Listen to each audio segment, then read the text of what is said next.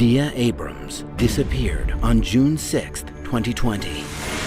No one knows what happened to Dia. She's missing. She's disappeared. She left her phone, her driver's license, all of her credit cards, and a large sum of money behind. Doesn't make sense. Her family is desperate for answers. We'll do a search immediately of the ranch. Maybe she had gone on a hike. Maybe she'd got injured. Would she have ran away because she had so much on her plate? She was cutting her kids out of her will. They had been basically disowned. Children were money hungry. And Dia said, if anything ever happens to me, my son Clinton did it. This episode of Disappeared retraces Dia's last known steps. But Keith Harper had a whole lot to gain by Dia going missing. Who is this guy? Was there foul play here? I'm worried. I think he's got connections with mob people. I mean, he was the last one to see her. When we kept thinking, could he have really hurt her? You don't kill people you love. You kill people that you don't love. I feel like I failed her. And the not knowing drives me crazy. The more people who know Dia's story, the greater the chance of bringing her home. Share on social media. Get the word out. Help find her.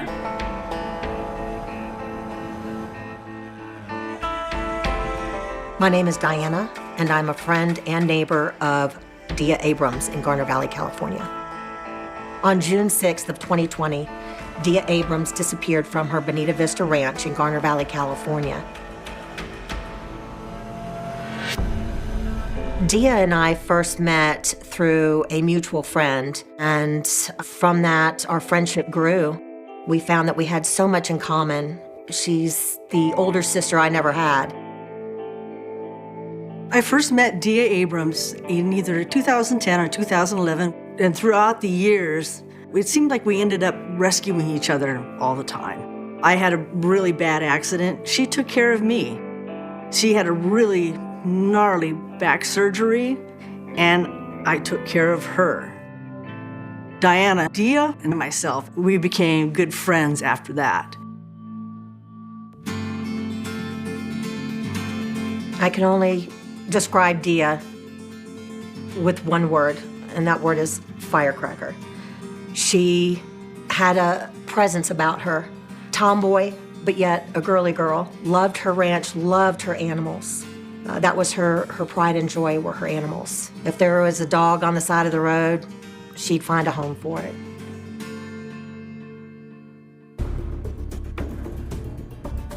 Dia came out to this area, Mountain Center area, in the mid to late 90s.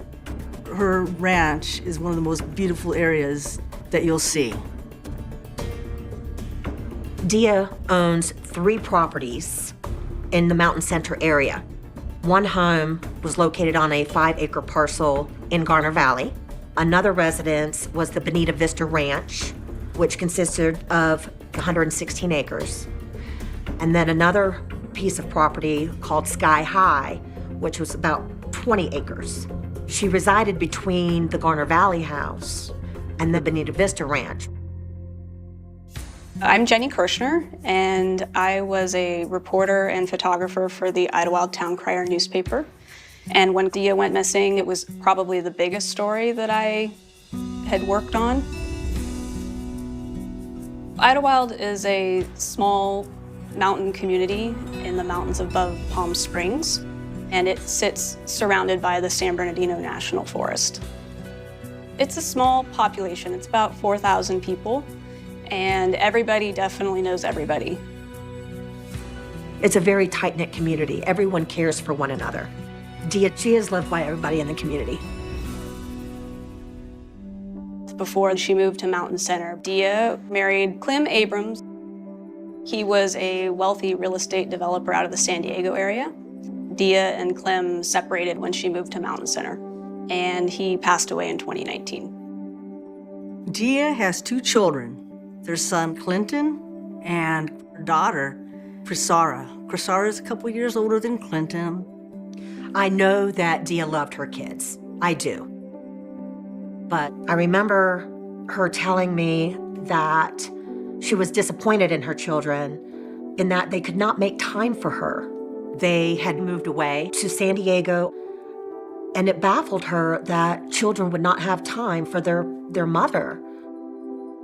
Just because of how her children made her feel, I think she wanted an emotional partner. And then Harper came along. My name is Keith Harper. I was born and raised in a little town in southern Idaho.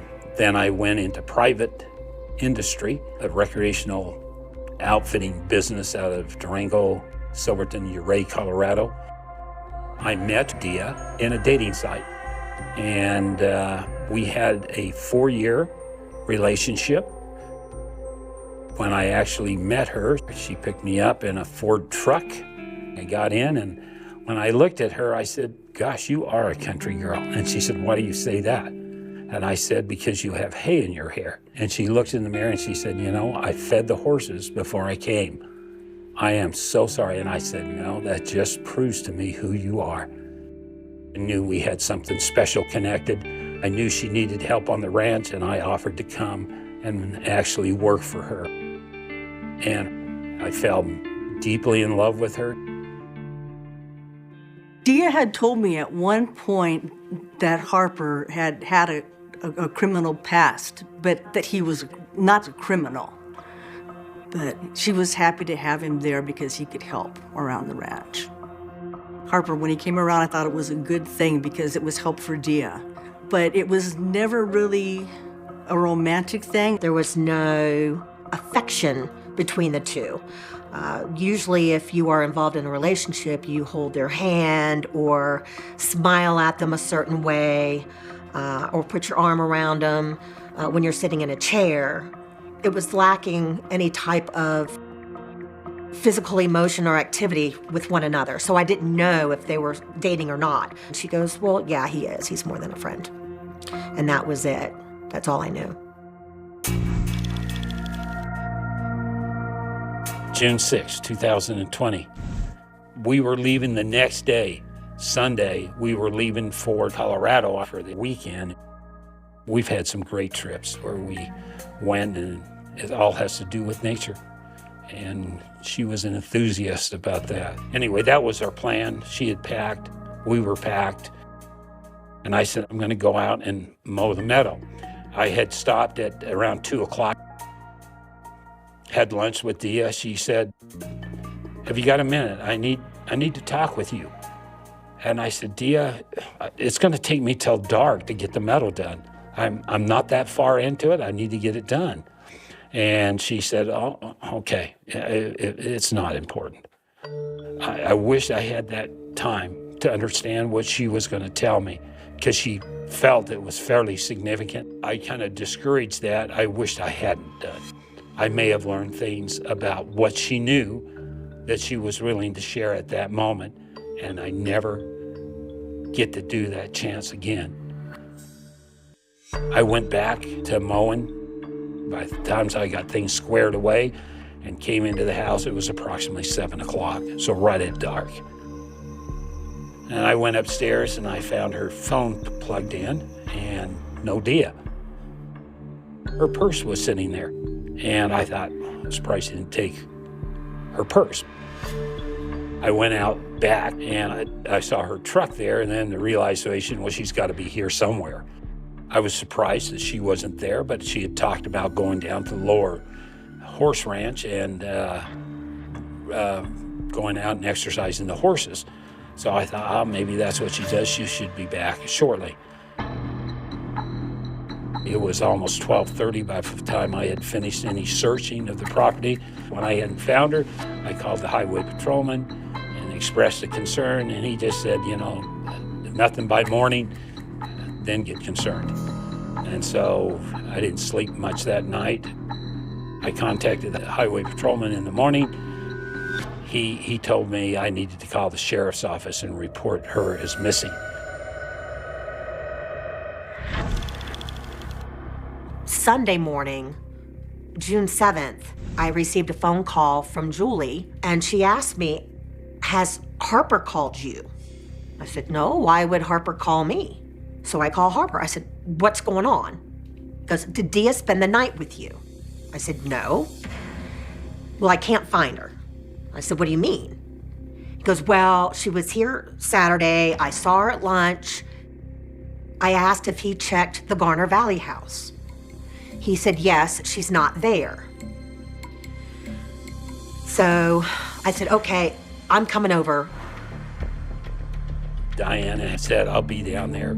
I'll call some friends of Dia's. We'll do a search immediately of the ranch. You know, my concern was where she was and what was going on with her. Maybe she had gone on a hike. Maybe she'd got injured. And so all that's going through my mind. So we called everyone we could think of to come help and search the property. We all went to the Bonita Vista Ranch and met with Harper. Her truck is here, her keys to the truck are here, her purse is here, her cell phone is here. So things were not adding up.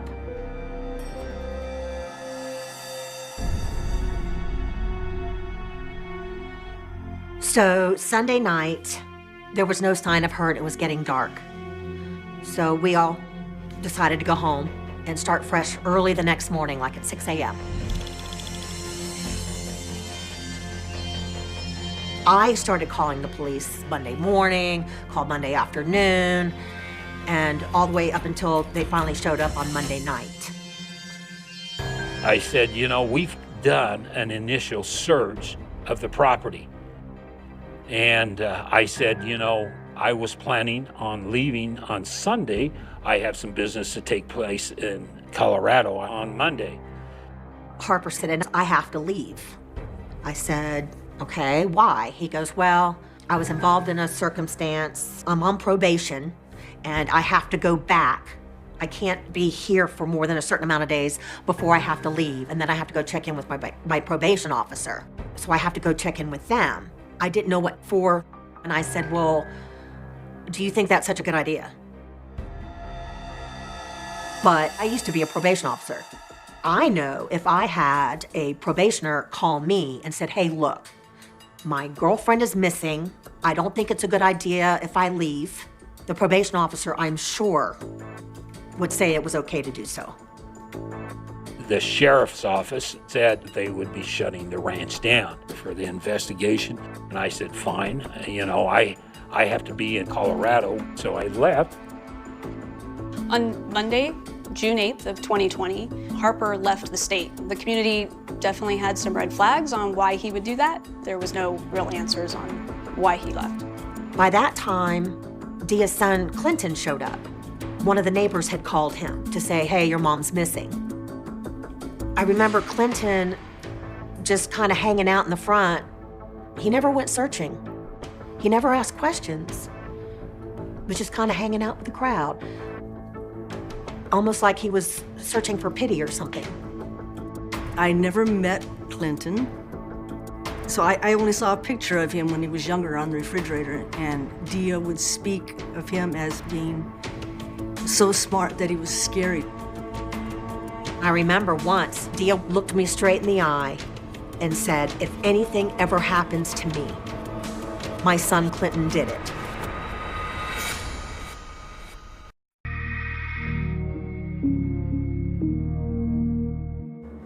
Dia loved her children, but she did not get to see them very often. She said they want to do their own thing. She said she was hurt a lot by the inattention she got from them. She said they weren't always exactly kind. She ended up doing the reaching out. It wasn't the other way around. And in 10 years, I never met Clinton. I thought that was pretty odd. She told me she had a constant conflict with Clinton on the phone, and to me, he always talked down to her. I never, ever heard Clinton call her mom. It was always Dia, as if he was talking down to her. And I remember being very angry about that, and I said, you cannot continue to let him talk to you that way.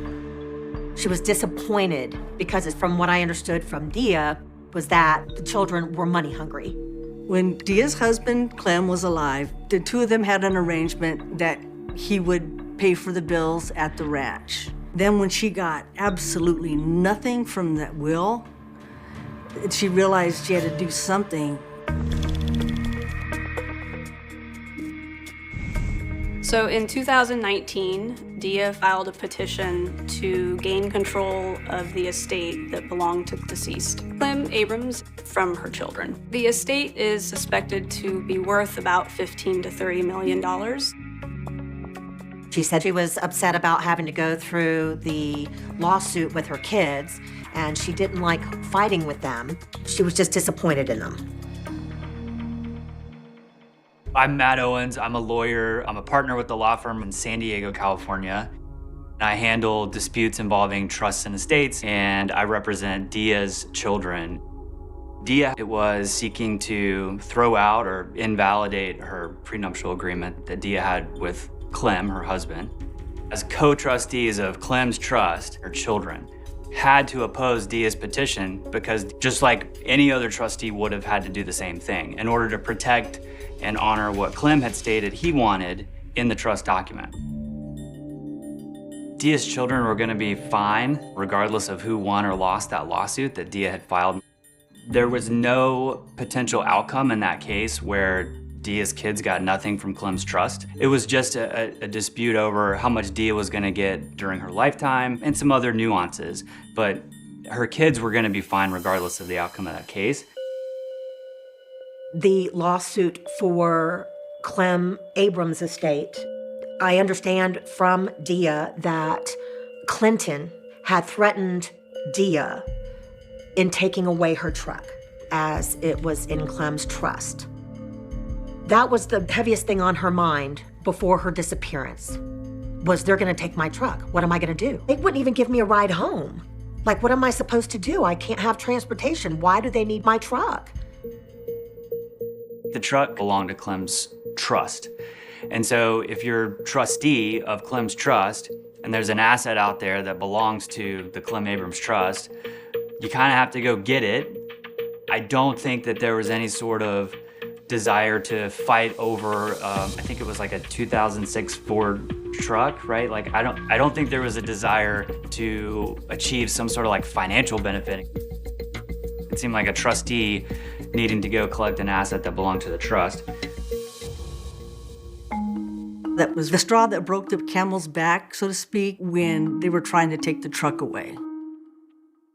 Dia stated that she was cutting her kids out of her will. The reason for that is, why would you want to help people who were not willing to help you?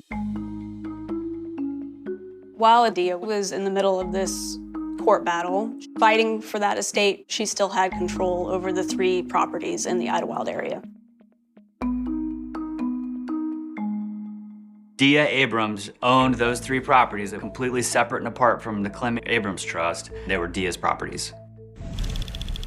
About the same time, about March, I think it was, she had texted me and asked me, would you mind being the executor in my will?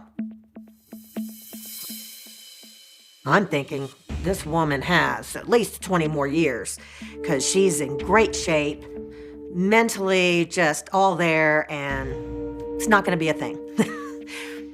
So I said, sure, no problem. She texted back, I'm trying to get Keith Harper to say yes to being executor as well. Dia changed her trust, and that the children weren't to be allowed on the ranch. They had been basically disowned. She states their names, and she says, I leave you my love, which is worth more than anything else I have. Dia changed her trust about 2 weeks, I think it was technically 15 days before she went missing. She did not reach out to her kids in that intervening 15 days and say, hey, I updated my trust, just want to let you know, okay? She did that basically in secrecy. I found it highly suspicious. Dia, she feared extremely that her son would do something negative to her. A lot of the times she would express her concern for her welfare. She says, I do not feel safe anymore. I have challenged Clinton's efforts to control me and to shut me out of these fathers and trust. And so many things run through your head, but as far as I was concerned, he still had something to do with it. Not himself personally. I don't think he would ever touch his mom that way or hurt his mom physically, but he knew people that could or would, just based on Dia's statements. Dia said once I'm worried. I said, I think he's got connections with mob people. And in my mind, I'm like, I don't want to hear this because that's dangerous. And I just said, be very careful and hope that that's not the truth. It's ridiculous. I mean, it's just ridiculous to make that sort of allegation against him. Clinton has absolutely no ties with any sort of mafia, organized crime, whatever you want to call it.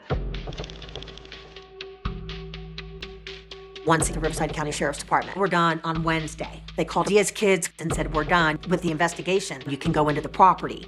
Even though we continuously told them, do not call the kids.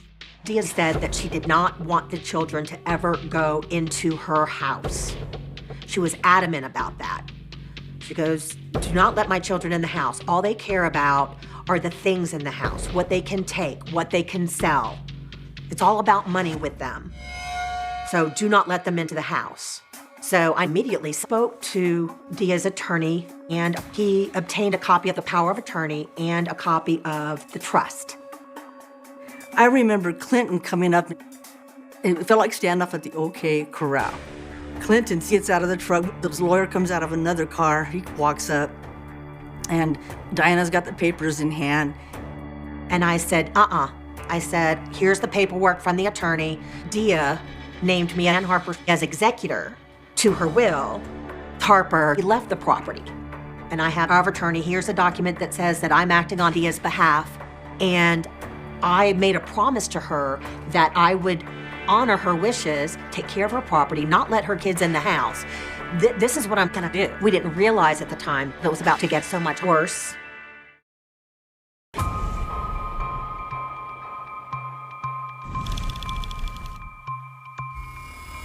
It's only been 5 days since Dia's been missing, but there is a lot of miscommunication and conflict when it comes to who actually owns the estate.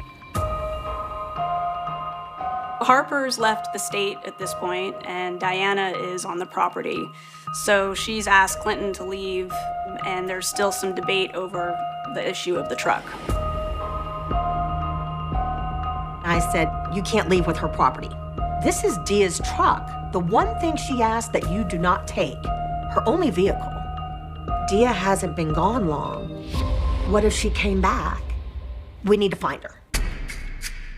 There was really no emotion coming from Clinton. If my mom was missing, I'd be yelling and screaming, going, where the heck is she? And that's when he said that the truck was part of his father's trust and that he's taking it. Who does that? It wasn't worth anything.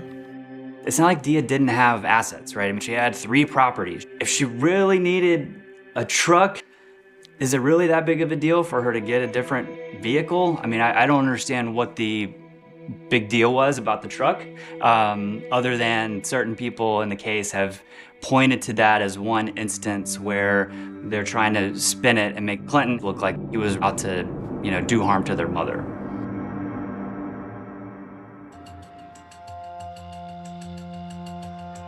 So there's obviously a lot of legal and financial conflict going on, but it's unclear how any of this kind of shows anything about why she disappeared. There really hasn't been any evidence to show that there was any foul play in the first place.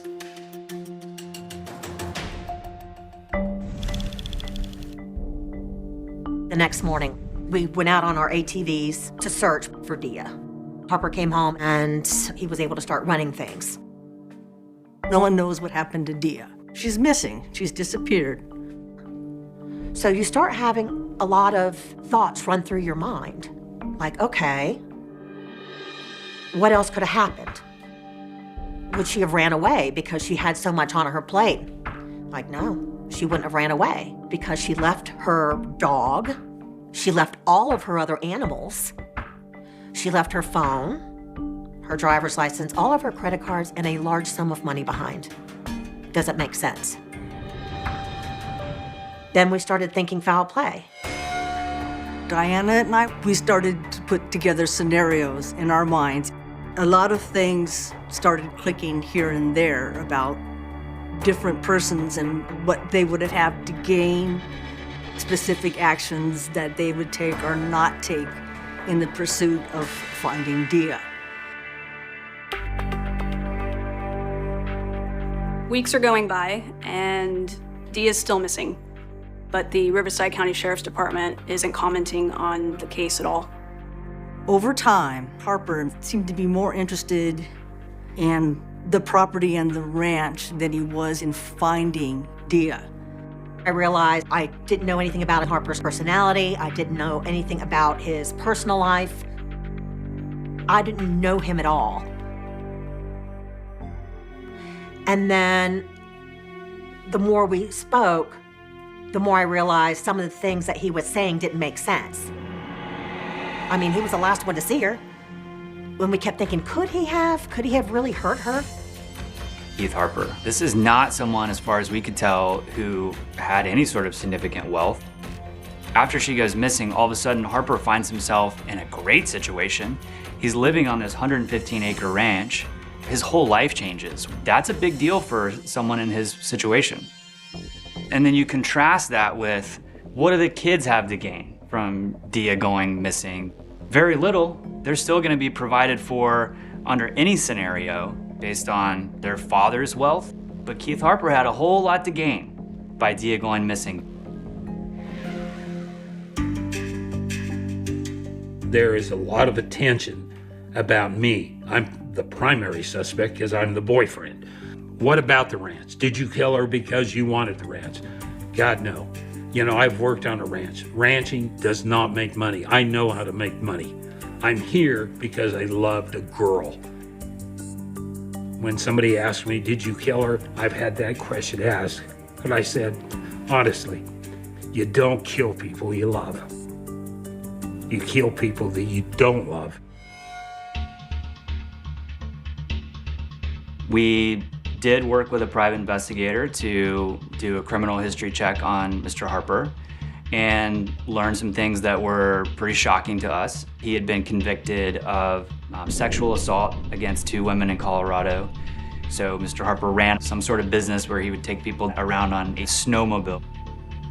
Based on the court records, he took these 2 women out on a snowmobile tour. They alleged that he groped both of them, and the authorities got involved, and he was arrested and ultimately convicted of sexual assault in connection with that event. That's what required him to be registered as a sex offender. He was sentenced to 12 months in jail for that conviction. I believe he served just short of 9 months. As far as allegations, there is one allegation I have. It's the only conviction basically I have. I was wrongly accused of that allegation. It gets blown out of perspective, but I will tell you that I was not guilty of that charge. There's not much more I will say on that. One of the things you definitely want to look at in that type of case is the nature of the relationship between Dia and the person who's now benefiting under the trust document, so Harper. Who is this Keith Harper guy? Was there foul play here? Did something nefarious happen?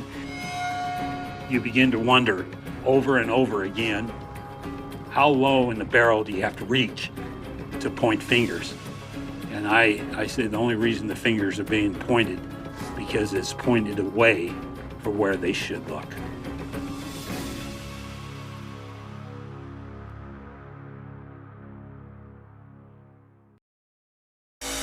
Dia Abrams was last seen June 6, 2020.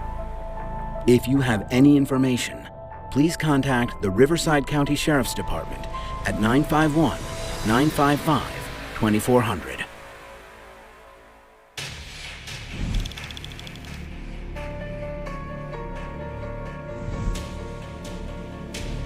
A few months after she was gone, Dia was gone, we were looking anywhere and everywhere for what could have possibly happened to Dia.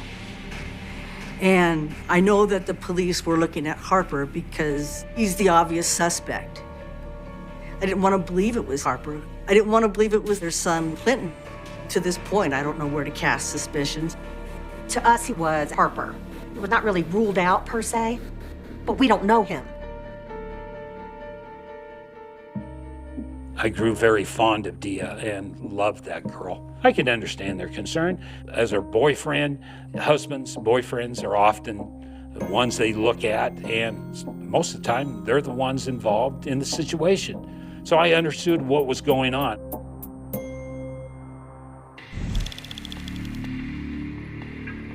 On March 16th of 2021, Dia's kids made a surprising move in court. So they filed a probate petition asking to remove Diana Fetter and Keith Harper as trustees of the estate. So the petition is saying that they think that Harper could be a suspect in this disappearance of Dia Abrams. We were trying to get Keith Harper and Diana Fetter out of that position as trustee. We wanted him out. They're not qualified to serve as trustee. Harper had been breaching fiduciary duties, meaning he had done things that were wrong under the law that were causing harm to Dia's trust. There's a lot of false accusations in what they say. They're trying to point the finger. I mean, you just can't come in and just demand that the trust be changed. You have to have reasons why that change should occur. We've learned that Harper started renting out multiple structures on that ranch, on Airbnb, weddings, all sorts of things that generated income. He was depositing into his personal bank account, so not in the name of Dia's trust, which, you know, any trust lawyer will tell you you cannot do. If you're a trustee and you're receiving rental income from a trust property, you have to put that money in a trust bank account, meaning a bank account that's set up in the name of Dia's trust. I finally said, you know what, I'm done. I'm not doing this anymore. I didn't have the money to fight it or hire an attorney, so I'm removing myself as trustee of the estate. Diana walked away from the case, so she agreed not to seek to serve in any fiduciary role. So Dia's body hasn't been found, and really there's no evidence that anything even happened to her, except that she's missing. So a lot of finger pointing of he said, she said, but at the end of the day, she's still missing. So at this point, there's been no persons of interest that have been released by the Riverside County Sheriff's Department. There's still no clues. There's nothing that's being shared as far as evidence or suspects or anything.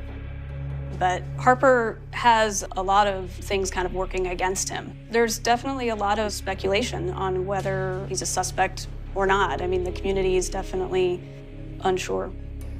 It did really seem like he wanted to prove his innocence and kind of clear his name. At that point, it's nearly a year has come and passed, so I contacted Kelly Snyder with a group out of Phoenix that comes in called the Find Me organization. The Find Me group work with law enforcement to try to connect families with their missing loved ones. They provide a lot of emotional support. They also use search and rescue and intuitive resources. When conventional methods of searching for people maybe doesn't turn up any clues, it's not really uncommon to try some unconventional methods like psychics. He works with approximately 100 psychics that helps, make some predictions about these missing people cases. Even though, Keith Harper might be sort of grasping at straws, it's not surprising that he would, try any methods he could to help find her. When I talked to Kelly, I said, hey, I've lost a girlfriend. She's been gone almost a year now. I need your help. Is there some way you could put her on your agenda to look? He said, I've studied Dia's case. We're going to help you find her. So as a result of that, Kelly spends 6 weeks on the investigation. By the time he comes out, he basically says that he found her where she was. Kelly said the body's location was placed in Lake Hemet.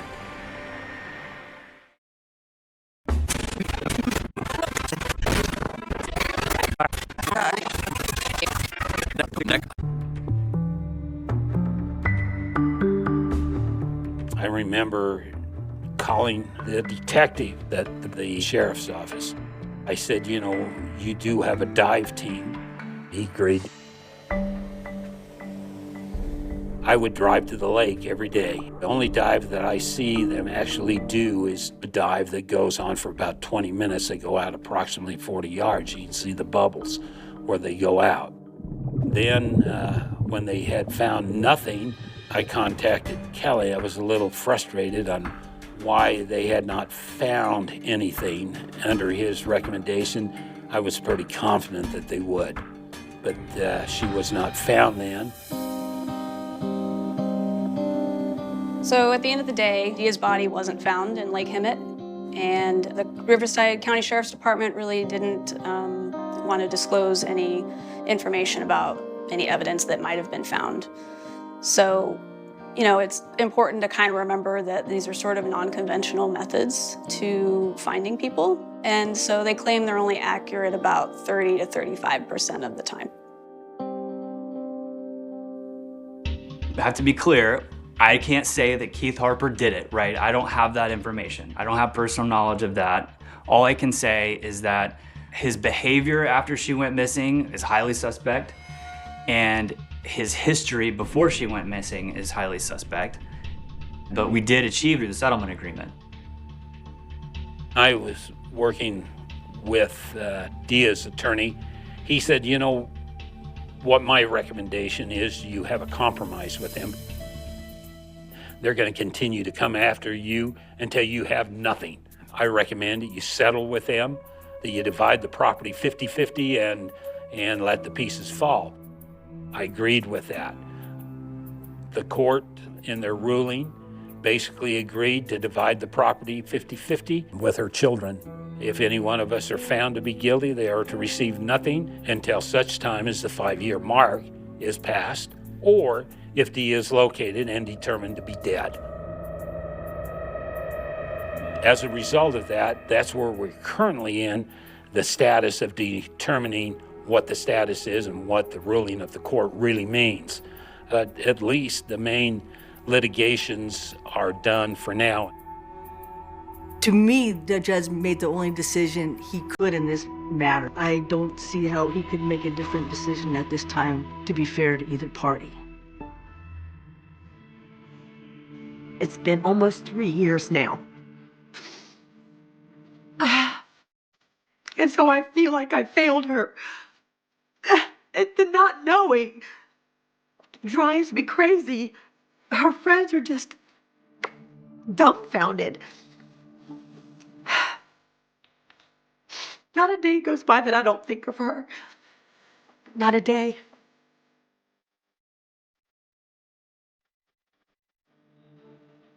To everybody out here watching this, any information you have, please call the sheriff's department. If you know anything and you see what's going on here, what this poor lady had to go through, please help.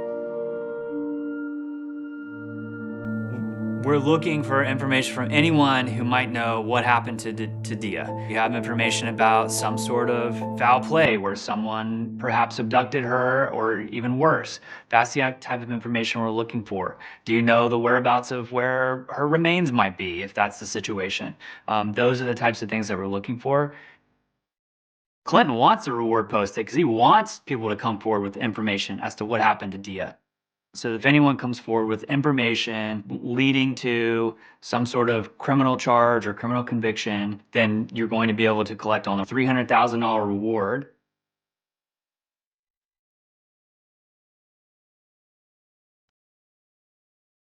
I want this to be over. I want to have some kind of conclusion. I think we're close enough now that her case will move forward. I'm very hopeful of that. It's interesting. I don't think you really evaluate how important a relationship is until you lose it. And once you have lost it, then you realize how significant that relationship was and what it meant to you. On the afternoon of July 1st, 2000, the English countryside looked exactly as people imagined summer should. Long stretches of golden grain rolled gently beneath a warm sky. Narrow country lanes disappeared between hedgerows that had stood for generations. The breeze moved across the fields in slow waves, carrying the scent of dry earth and fresh grass. Families gathered outdoors. Children laughed somewhere beyond the tall crops. Nothing about that Saturday suggested that, before sunset, one ordinary moment would become one of the most haunting criminal investigations in modern British history. Some crimes begin with violence. Others begin with a scream. This one began with silence. An 8-year-old girl named Sarah Payne was spending the day with her family near the village of Kingston Gorse in West Sussex. Like countless children enjoying the beginning of summer, she had no reason to believe the world outside her family's embrace could suddenly become dangerous. She was surrounded by familiar faces, familiar roads, and familiar fields. There were no warning signs, no dramatic confrontation, no obvious threat waiting in plain sight. There was only an ordinary afternoon, measured by small family moments that would later be replayed endlessly in the minds of those who survived them. Somewhere along a quiet country lane, Sarah became separated from the rest of the children for only a brief moment. The distance between them was measured in seconds rather than minutes. By every reasonable expectation, she should have caught up almost immediately. She never did. When the others realized she was no longer behind them, confusion arrived before fear. A child could not simply disappear from an open road. Someone called her name. Another looked back toward the bend in the lane. Adults searched nearby hedges and fields, expecting to find a little girl distracted by wildflowers or chasing after something that had caught her attention. Instead, they found nothing. As the minutes stretched into an hour, uncertainty transformed into panic. Every parent knows the instinct that arrives when a child cannot be seen. It is immediate, overwhelming, and impossible to ignore. The imagination races faster than logic. Every unanswered call feels louder than the last. Every passing second seems impossibly long. By the time police were contacted, what had begun as a family search was rapidly becoming something much larger. The landscape itself complicated everything. Vast fields of grain stood taller than a young child. Narrow tracks wound between isolated stretches of countryside. Small villages were connected by roads that seemed peaceful but were accessible to anyone driving through. Visibility was deceptive. A person could vanish behind hedgerows within moments. A vehicle could pass without attracting attention. In a place celebrated for its tranquility, investigators would soon discover how difficult that tranquility could make an emergency. The first officers arriving at the scene faced a question with no obvious answer. Had Sarah wandered away? Was she injured? Or had someone taken her? At that moment, none of those possibilities could be ruled out. Across Britain, families were preparing evening meals, watching television, or enjoying the last hours of a summer weekend. Few could have imagined that the name Sarah Payne would soon appear on front pages across the country, becoming a symbol of every parent's deepest fear. The search expanded rapidly. Police officers spread across farmland and woodland. Volunteers arrived to help. Rescue teams organized systematic searches. Helicopters examined the countryside from above while officers walked shoulder to shoulder through fields that seemed to stretch forever. Every patch of tall grass was examined. Every ditch became a place of concern. Every abandoned building demanded attention. Hope remained alive because, in the earliest hours of a missing child investigation, hope is often the strongest force driving everyone involved. Perhaps she was hiding. Perhaps she had become lost. Perhaps someone had found her and taken her somewhere safe without realizing police were already searching. Each possibility offered another reason to keep looking. As darkness settled over West Sussex, flashlights replaced daylight. Search teams continued moving through the countryside while family members waited for news that never came. Every ringing telephone carried possibility. Every approaching police vehicle caused hearts to race. Yet hour after hour, there was still no trace. Missing child investigations are unlike most criminal cases. Detectives begin with almost nothing. There is rarely a clear crime scene. There may be no witnesses, no obvious suspect, and no certainty that a crime has even occurred. Every decision must be made against the clock because, statistically, the earliest hours are often the most critical. The investigation into Sarah Payne's disappearance quickly became one of the largest searches Britain had ever seen for a missing child. Thousands of officers, soldiers, and volunteers would eventually participate. Aircraft scanned the countryside from above. Search dogs followed possible trails. Specialists examined every reported sighting. Telephone lines received an overwhelming number of calls from members of the public hoping they had seen something useful. Every lead mattered. Every reported vehicle had to be considered. Every unfamiliar face became important. Every memory, no matter how uncertain, was documented. The scale of the investigation reflected a growing realization among detectives that this was no ordinary missing child case. The longer Sarah remained missing, the more difficult the questions became. Had someone been watching the area before that afternoon? Had the offender simply happened to pass by?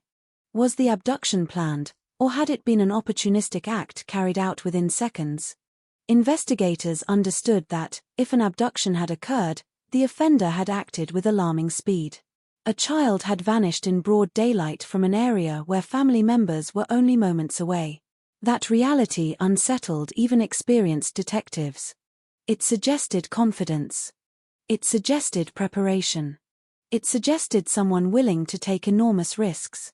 For Sarah's family, however, these developing theories meant little compared to the single question consuming every waking moment. Where was Sarah? Behind every news report stood parents enduring unimaginable uncertainty. Unlike grief, uncertainty offers no final moment. It repeats itself with every passing hour. Each sunrise brings renewed hope. Each sunset brings another night without answers. Across Britain, millions followed the story through newspapers and television broadcasts. Parents looked more carefully at playgrounds, parks, and school gates. Conversations changed. Warnings given to children became more urgent. A disappearance that had begun on one quiet country road now echoed through homes hundreds of miles away. The case exposed a difficult truth. Absolute safety is often an illusion. Communities may appear peaceful. Neighbors may know one another. Roads may seem familiar. Yet danger can arrive without announcement, leaving behind only questions. As investigators reconstructed Sarah's final known movements, they discovered just how narrow the timeline really was. The opportunity available to whoever had taken her, if that was indeed what had happened, appeared incredibly brief. That realization intensified the urgency of the search. Somewhere within those missing minutes lay the answer to everything. Someone might have driven past. Someone might have noticed an unfamiliar vehicle. Someone might have seen a man standing beside a road. Someone might have remembered an insignificant detail that suddenly carried enormous weight. Detectives appealed repeatedly for information because investigations like these are often solved not through dramatic discoveries but through fragments. A license plate half remembered. A conversation recalled days later. A routine journey that suddenly no longer seemed routine. Each fragment, by itself, may appear meaningless. Together, they can reveal an offender. But in early July 2000, those fragments had not yet formed a picture. The uncertainty deepened. The search widened. The country watched. And somewhere beyond the fields of West Sussex, the truth remained hidden.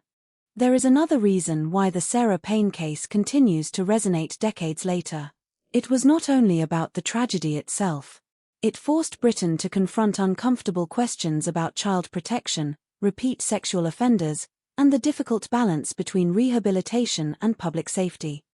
Those debates would reshape laws, policing practices, and public awareness long after the investigation had ended. Yet none of those consequences were visible on that first evening. There were no policy discussions. No courtroom arguments. No legislative reforms.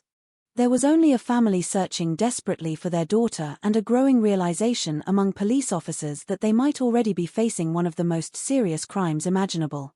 In every major criminal investigation, there comes a moment that separates ordinary life from everything that follows. Often that moment passes unnoticed until much later, when investigators reconstruct events minute by minute. A simple decision. A brief pause. A road taken instead of another. A handful of seconds that forever divide the world into before and after. For the Payne family, that dividing line had already been crossed. They simply did not know it yet. The peaceful countryside that had welcomed a family gathering that afternoon would soon become one of the most intensively searched landscapes in the United Kingdom. Detectives would spend months following thousands of leads. Forensic scientists would examine evidence with extraordinary precision. Journalists would document every development. Politicians would eventually confront questions that extended far beyond a single investigation. But all of that still belonged to the future. The first chapter of this story remained painfully simple. A child had disappeared. No one had seen exactly what happened. Someone, somewhere, knew the truth. And before justice could ever be pursued, before a suspect could be identified, before a courtroom could hear evidence or a nation could demand answers, investigators first had to solve the terrifying mystery that confronted them on that warm summer afternoon. How could an 8-year-old girl vanish into open countryside in broad daylight? And leave behind almost nothing? The first night settled over West Sussex with a quietness that felt almost unnatural. As daylight disappeared behind the rolling countryside, the golden fields that had seemed so welcoming only hours earlier transformed into endless shadows. Hedgerows became dark walls. Dirt tracks vanished into blackness. Every gust of wind sweeping through the tall grain created movement that forced search teams to stop, shine their lights, and hope they had finally found the little girl everyone was looking for. Again and again, the answer was the same. Nothing. For Sarah Payne's family, time had begun to move differently. Minutes no longer felt like minutes. Every passing hour seemed to stretch into an eternity filled with possibilities that swung constantly between hope and dread. Somewhere, they believed, Sarah had to be waiting. She might be frightened. She might be lost. She might simply need someone to find her. Those thoughts became the only thing strong enough to push back against the darker questions that refused to stay silent. Police officers worked under the assumption that every second mattered. Experience had taught them that the earliest hours of a missing child investigation often determined everything that followed. Patrol cars moved from village to village. Officers knocked on doors that had already gone dark for the evening. Residents were asked whether they had seen an unfamiliar vehicle, a stranger walking along a country lane, or anything that had seemed unusual during an otherwise ordinary Saturday afternoon. Most people had nothing to report. The countryside had been peaceful. Traffic had been light. The day had looked completely normal. That normality was, in many ways, the investigation's greatest obstacle. Unlike a crowded city street where dozens of surveillance cameras and hundreds of witnesses might capture a crime, the roads around Kingston Gorse offered very little. There were long stretches where a passing vehicle could travel without meeting another car for several minutes. A person could stop briefly without attracting attention. Someone familiar with rural roads would understand just how quickly they could disappear onto another route. Investigators quietly began asking themselves a question they hoped would prove unnecessary. If Sarah had been abducted, had the offender chosen this location because of its isolation? It was too early to draw conclusions, but detectives could not ignore the possibility. Criminal investigations are built upon probabilities rather than certainty, and every scenario had to remain open until evidence eliminated it. The search therefore expanded far beyond the immediate area where Sarah had last been seen. Officers checked nearby villages, parks, farms, abandoned structures, and woodland. Search dogs were brought in to follow any scent they could detect, while helicopters continued scanning the countryside from above whenever conditions allowed. The operation grew larger with each passing hour. Maps covered investigation rooms. Pins marked reported sightings. Teams were assigned to specific search sectors. Every officer understood the same objective: find Sarah. The public response was immediate and overwhelming. Volunteers arrived from surrounding communities, offering time, equipment, and local knowledge. Farmers opened private land to search teams without hesitation. Residents who had never met Sarah nevertheless joined the effort because they recognized a simple truth: any missing child could have been their own. In crises like these, communities often reveal their very best qualities. Neighbors who had exchanged only polite greetings suddenly spent entire days searching side by side. Complete strangers carried water, shared information, and comforted exhausted family members. The collective hope that Sarah would be found alive united thousands of people who otherwise had little connection to one another. Yet beneath that unity, another feeling was slowly spreading: fear. Parents across southern England watched news reports with growing unease. Many had spent years teaching their children to cross roads safely, avoid strangers, and stay close to home. Those lessons suddenly seemed inadequate against the unsettling reality unfolding in West Sussex. Sarah had not disappeared while walking alone through an unfamiliar city. She had vanished during a family outing in broad daylight, within moments of other children. If it could happen there, people wondered, where could it not happen? That question lingered long after television screens were switched off each night. Inside police headquarters, detectives began reconstructing every known movement from that afternoon. Timelines became increasingly precise. Officers measured distances, calculated walking speeds, and interviewed every available witness repeatedly, searching not for dramatic revelations but for tiny inconsistencies that might uncover overlooked details. Exactly where had Sarah been seen last? Who had looked back first? How much time had actually passed before someone realized she was gone? Did anyone remember hearing an engine? Did anyone notice tire tracks? Did any passing driver slow unexpectedly? Questions multiplied faster than answers. Every missing piece of information widened the space in which uncertainty could grow. Investigators also understood another difficult reality. Public attention could be both a blessing and a burden. Widespread media coverage generated valuable tips from people who might otherwise never contact police. At the same time, it produced rumors, mistaken sightings, and false leads that demanded valuable investigative resources. Telephones rang constantly. Reports arrived from across the country. Some callers believed they had seen Sarah alive. Others described suspicious men or unfamiliar vehicles.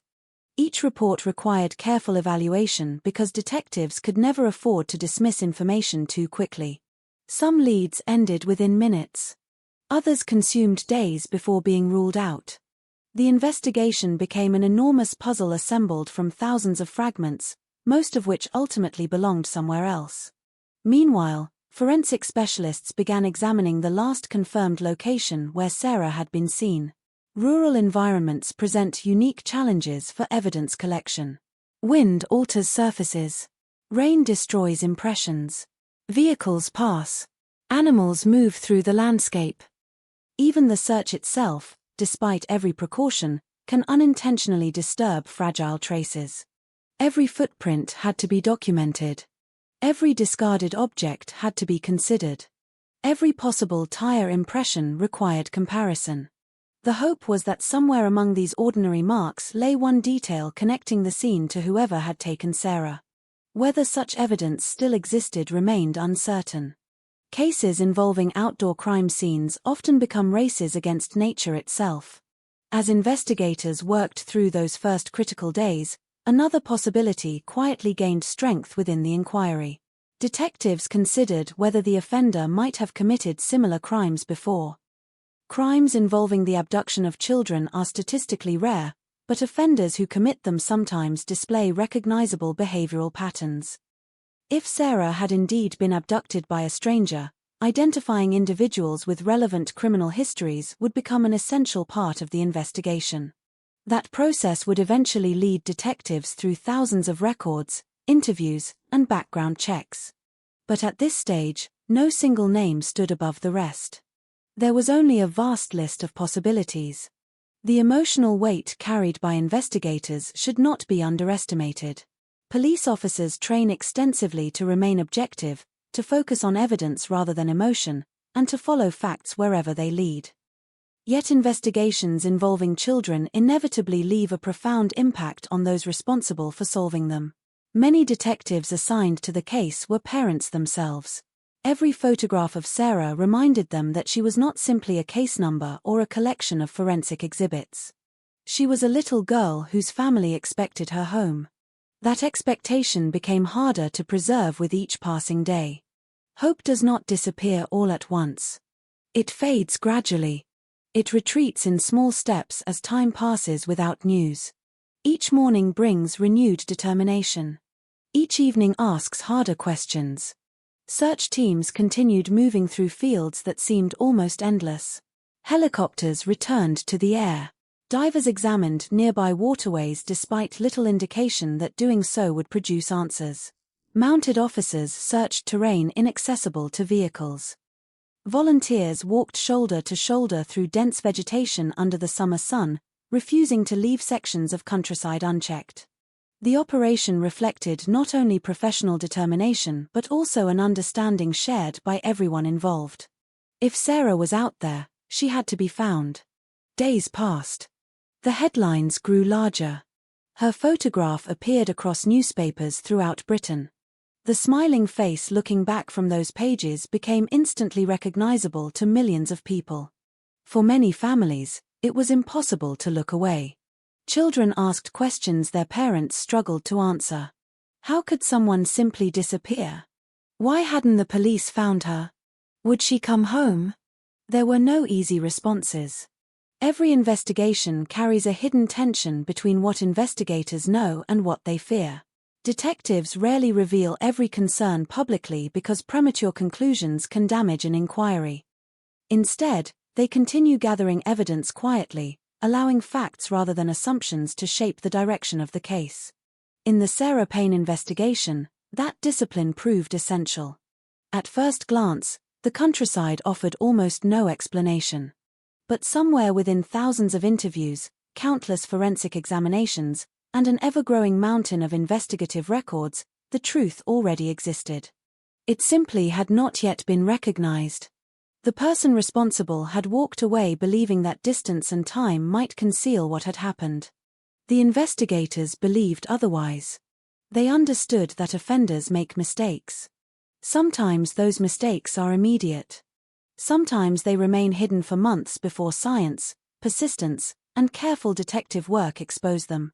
The challenge was surviving the uncertainty long enough to find them.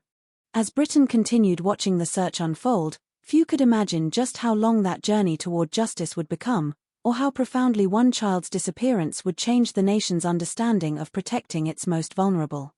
Because this was no longer simply the story of one missing girl.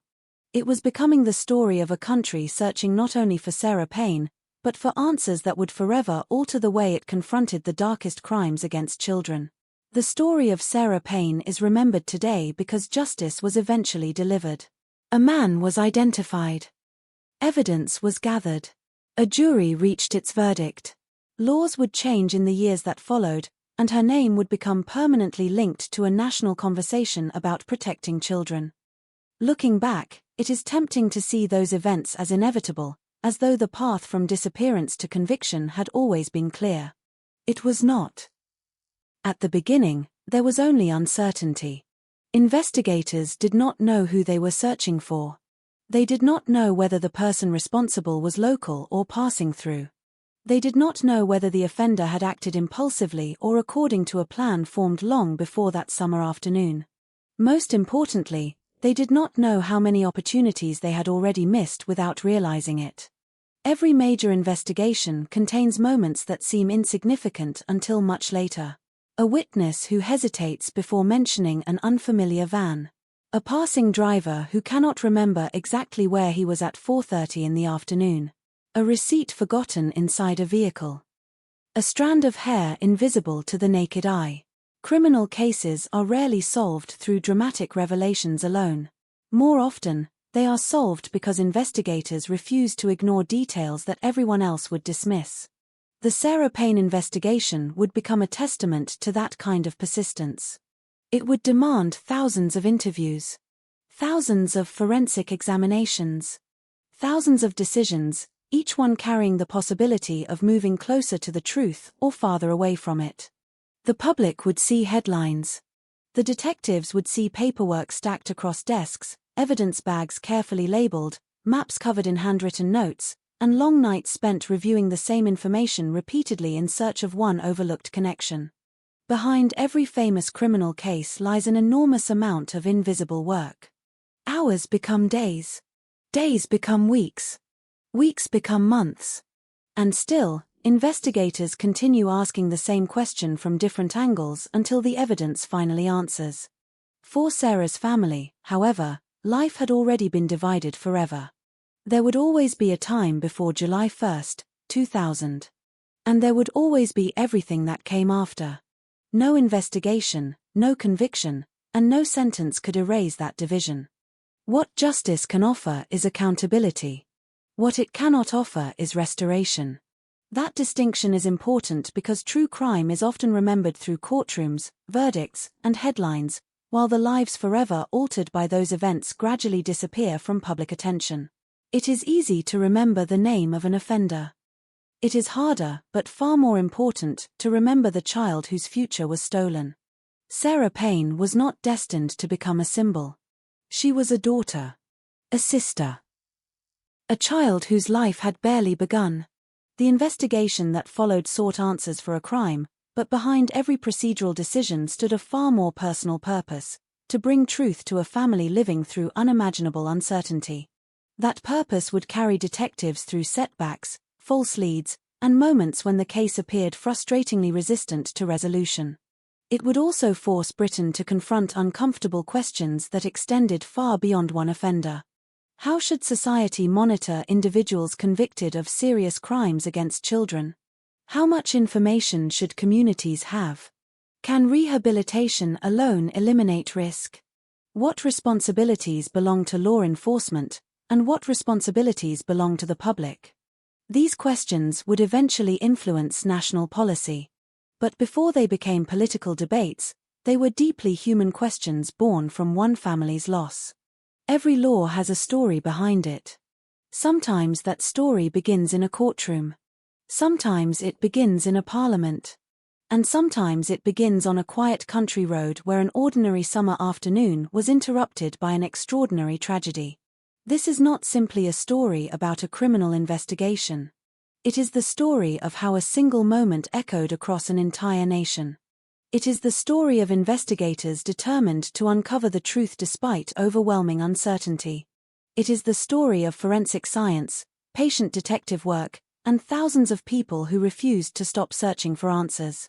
Above all, it is the story of a little girl whose name continues to remind Britain why the protection of children demands constant vigilance.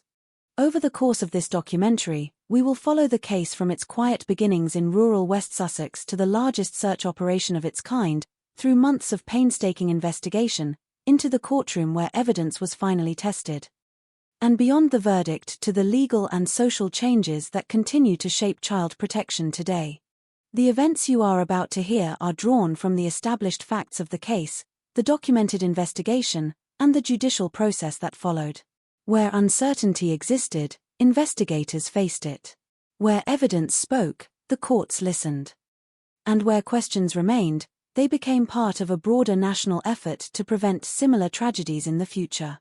Because understanding this case is not about revisiting horror for its own sake. It is about understanding how ordinary places can become crime scenes, how determined investigators pursue truth when almost nothing is certain, and how one child's life left a legacy that continues to influence the protection of countless others. This is the case of Sarah Payne. And it begins on a warm July afternoon, beneath an open English sky, where everything seemed peaceful. Until one child disappeared, and an entire nation began searching for answers. By the summer of 2000, West Sussex was widely regarded as one of the quieter corners of southern England. It was a county where the landscape itself seemed to encourage a slower pace of life. Rolling farmland stretched toward the horizon, broken only by clusters of trees, winding country roads, and small villages that had changed little over generations. The rhythm of daily life followed familiar patterns. Farmers worked the fields from early morning. Local shops opened their doors to regular customers who knew one another by name. Families gathered for weekend outings whenever the weather allowed. For many people, It represented exactly the kind of place where children could still experience the freedom that had gradually become less common elsewhere. Kingston Gorse was one of those communities that rarely appeared in national headlines. Situated near the southern coast of England, it was surrounded by open countryside, quiet residential roads, and agricultural land that seemed to stretch endlessly beneath the summer sky. Visitors often described the area as peaceful. Residents described it as home. There was an unspoken confidence that life moved differently there. Children rode bicycles along narrow lanes. Families spent afternoons walking through nearby fields. Neighbors greeted each other without urgency. The countryside offered space, silence, and the reassuring feeling that everyone belonged. That sense of familiarity would later become one of the most painful aspects of this case. Places that had once represented safety suddenly became associated with uncertainty. Roads that parents had trusted for years would forever remind them of questions that could never be fully answered. On Saturday, July 1, 2000, the weather encouraged people to spend as much time outdoors as possible. Early July marked the beginning of school holidays for many families, and weekends often meant visiting relatives, enjoying picnics, or simply letting children run freely across open spaces. The fields surrounding Kingston Gorse glowed with ripening grain, their golden color reflecting the warmth of the afternoon sun. A light breeze moved across the crops, creating gentle waves that rolled from one end of the landscape to the other. From a distance, the movement looked almost like the surface of the sea. It was an ordinary English summer day. Nothing about it hinted that it would soon become one of the most remembered dates in British criminal history. The Payne family had gathered to spend time together near the home of Sarah's grandparents. Like countless family weekends, the day revolved around simple pleasures rather than carefully planned activities. Children naturally drifted toward outdoor games. Adults talked among themselves while keeping a casual eye on the younger members of the family. The atmosphere reflected something common to many families, a level of trust that develops when everyone is surrounded by familiar places and familiar people. That trust was not unreasonable. Communities like Kingston Gorse had long been viewed as places where children could enjoy a degree of independence. Parents remained cautious, but constant supervision did not always seem necessary when children played within sight of relatives on quiet country roads. It was precisely that normality that made later events so difficult to comprehend. Investigators would eventually reconstruct the geography of the area in remarkable detail. They examined every road, every footpath, every field entrance, and every possible route that someone could have taken. Looking at maps alone could be misleading. The countryside appeared open, yet visibility was often interrupted by dense hedgerows, mature trees, and tall crops. A person standing only a short distance away could disappear completely from view. The road where Sarah was last seen reflected this contradiction. It was neither isolated wilderness nor a busy highway. It was simply a rural lane, bordered by fields and vegetation that created brief moments where people could lose sight of one another. For local families, those brief moments had never seemed dangerous. Children occasionally wandered a few steps ahead or behind. Someone might stop to examine flowers growing beside the road. Another child might pause to tie a shoelace or pick up something dropped along the path. Within seconds, everyone would be together again. Those were ordinary interruptions in an ordinary afternoon. No one expected one of those moments to become permanent. Beyond the immediate landscape, Britain itself was entering a new century with increasing confidence in advances that promised greater security. Mobile phones were becoming more common, although they were far from universal. Surveillance cameras were expanding in urban areas but remained uncommon across much of the countryside. DNA profiling had already transformed criminal investigations during the previous decade, yet forensic science still depended upon investigators locating usable evidence before laboratories could analyze it. In rural investigations, that first challenge was often the hardest. Nature does not preserve evidence. It slowly removes it. Wind alters loose material. Rain softens impressions left in soil. Vehicles disturb roadside surfaces. Wildlife passes unnoticed through areas that investigators later search with extraordinary care. Every passing hour changes an outdoor crime scene. Police officers responding to incidents in open countryside understand this reality better than anyone. Their work begins not only against the actions of an unknown offender but also against time itself. West Sussex Police were familiar with the county's geography. Officers knew which roads connected neighbouring villages, which lanes were rarely used, and which agricultural tracts disappeared deep into farmland before emerging miles away. That local knowledge would become invaluable as the search expanded, but during the opening hours it also highlighted the scale of the challenge ahead. There were simply too many places to search. Fields extended for miles. Farm buildings stood scattered across the landscape. Woodland interrupted open farmland. Streams, ditches, and overgrown paths created countless locations requiring careful examination. Each area demanded attention because investigators could not afford assumptions. Every possibility had to be tested.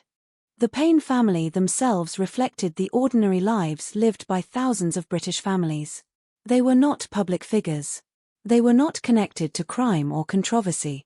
Before July 2000, there was nothing extraordinary about their lives that would have attracted national attention. Like many parents, Sarah's mother and father balanced work, family responsibilities, and the everyday routines of raising children. That normality mattered. Cases involving random violence often leave communities struggling to understand why one family became victims while countless others did not. People search for explanations because explanations offer comfort. If a tragedy happened for a specific reason, perhaps it can be avoided. Randomness offers no such reassurance. The possibility that an ordinary family enjoying an ordinary afternoon could become the center of an international news story is profoundly unsettling. It reminds people that evil does not always announce itself before it acts. Long before investigators identified a suspect, they began examining the environment itself for clues about opportunity. Rural roads provide advantages and disadvantages for offenders. Traffic is lighter, reducing the number of potential witnesses. At the same time, unfamiliar vehicles may stand out to local residents who recognize cars belonging to neighbors. Open fields appear exposed, yet dense vegetation can briefly conceal movement from anyone only a short distance away. Every feature of the landscape suddenly acquired investigative significance. A gateway became more than a gateway. A tire mark became more than a tire mark. A stretch of hedgerow became more than countryside. Each detail represented a possible answer waiting to be discovered. Meanwhile, the wider public knew very little beyond the simple fact that a young girl had disappeared. Early media reports reflected the uncertainty facing investigators. There were no confirmed suspects. There was no established sequence of events beyond Sarah's last known movements. Journalists relied heavily upon official police appeals while reporters traveled to West Sussex to understand the setting where the disappearance had occurred. Television cameras captured images of peaceful fields under bright summer skies. Those images created a striking contrast. The landscape appeared calm. The investigation unfolding within it was anything but. For viewers across Britain, the scenery looked remarkably familiar. Similar roads existed in almost every rural county. Similar fields surrounded countless villages. The setting therefore became part of the emotional impact of the case. It did not feel distant or exotic. It felt recognizable. That familiarity allowed millions of people to imagine their own children walking those same roads. It transformed national sympathy into personal concern. Looking back today, it is easy to associate Kingston Gorse exclusively with tragedy. Yet before July 2000, it was simply another peaceful corner of England where families expected summer weekends to end with tired children returning home, sun beginning to set over the fields, and ordinary life continuing exactly as it always had. No one present that afternoon understood they were witnessing the final ordinary moments before everything changed. The countryside remained beautiful. The roads remained quiet. The wind continued to ripple across the golden grain. And somewhere within that peaceful landscape, events had already begun to unfold that would soon challenge every assumption the community held about safety, transforming one tranquil village into the starting point of one of the most significant child murder investigations in modern British history. As investigators would later discover, understanding the setting of the Sarah Payne case required looking beyond maps and photographs. Geography alone could not explain what happened. To understand why the disappearance shocked the nation so profoundly, it was necessary to understand the culture of the place where it occurred and the confidence people placed in communities like Kingston Gorse at the turn of the millennium. For generations, rural England had been associated with a particular image of childhood. It was a place where open space was seen as an opportunity rather than a danger. Children explored fields, climbed trees, collected wildflowers, and walked short distances with brothers, sisters, or cousins while adults remained nearby. These small freedoms were considered part of growing up. Parents exercised caution, but they also believed that allowing children to develop independence in familiar surroundings was both natural and healthy. That belief had been shaped by experience. Most weekends passed without incident. Most children returned home exactly when they were expected. Most country roads remained exactly what they appeared to be, quiet routes connecting farms, cottages, and villages. Nothing in the daily rhythm of Kingston Gorse suggested that it was a place where a child could disappear within moments. The area itself was defined by contrast. Wide open farmland gave an impression of complete visibility, yet the closer one looked, the more hidden spaces appeared. Thick hedgerows lined many of the roads, some growing high enough to block the view beyond them.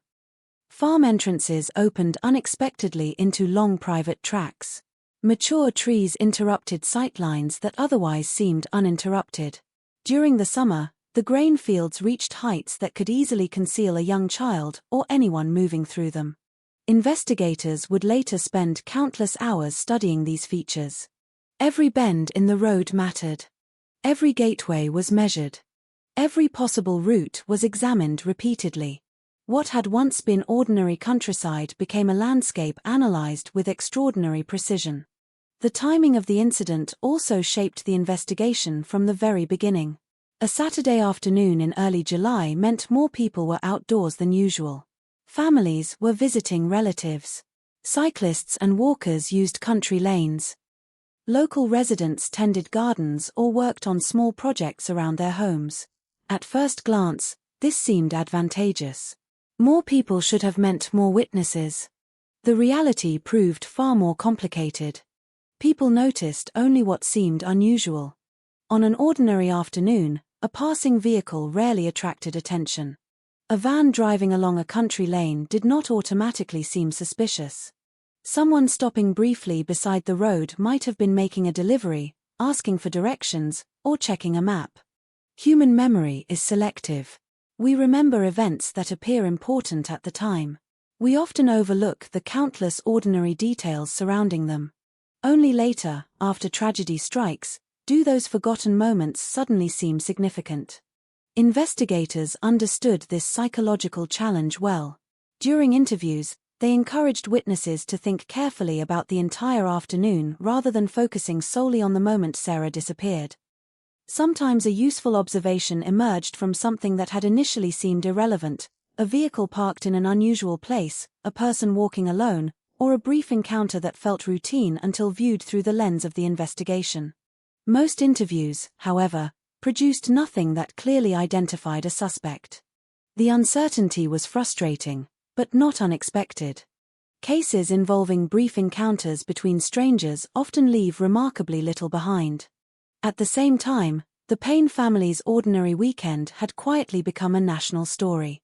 News organizations recognized immediately that the disappearance of a young child in broad daylight would capture widespread public attention. Television crews arrived in West Sussex, carefully filming the same peaceful roads and golden fields that investigators had been searching since the first evening.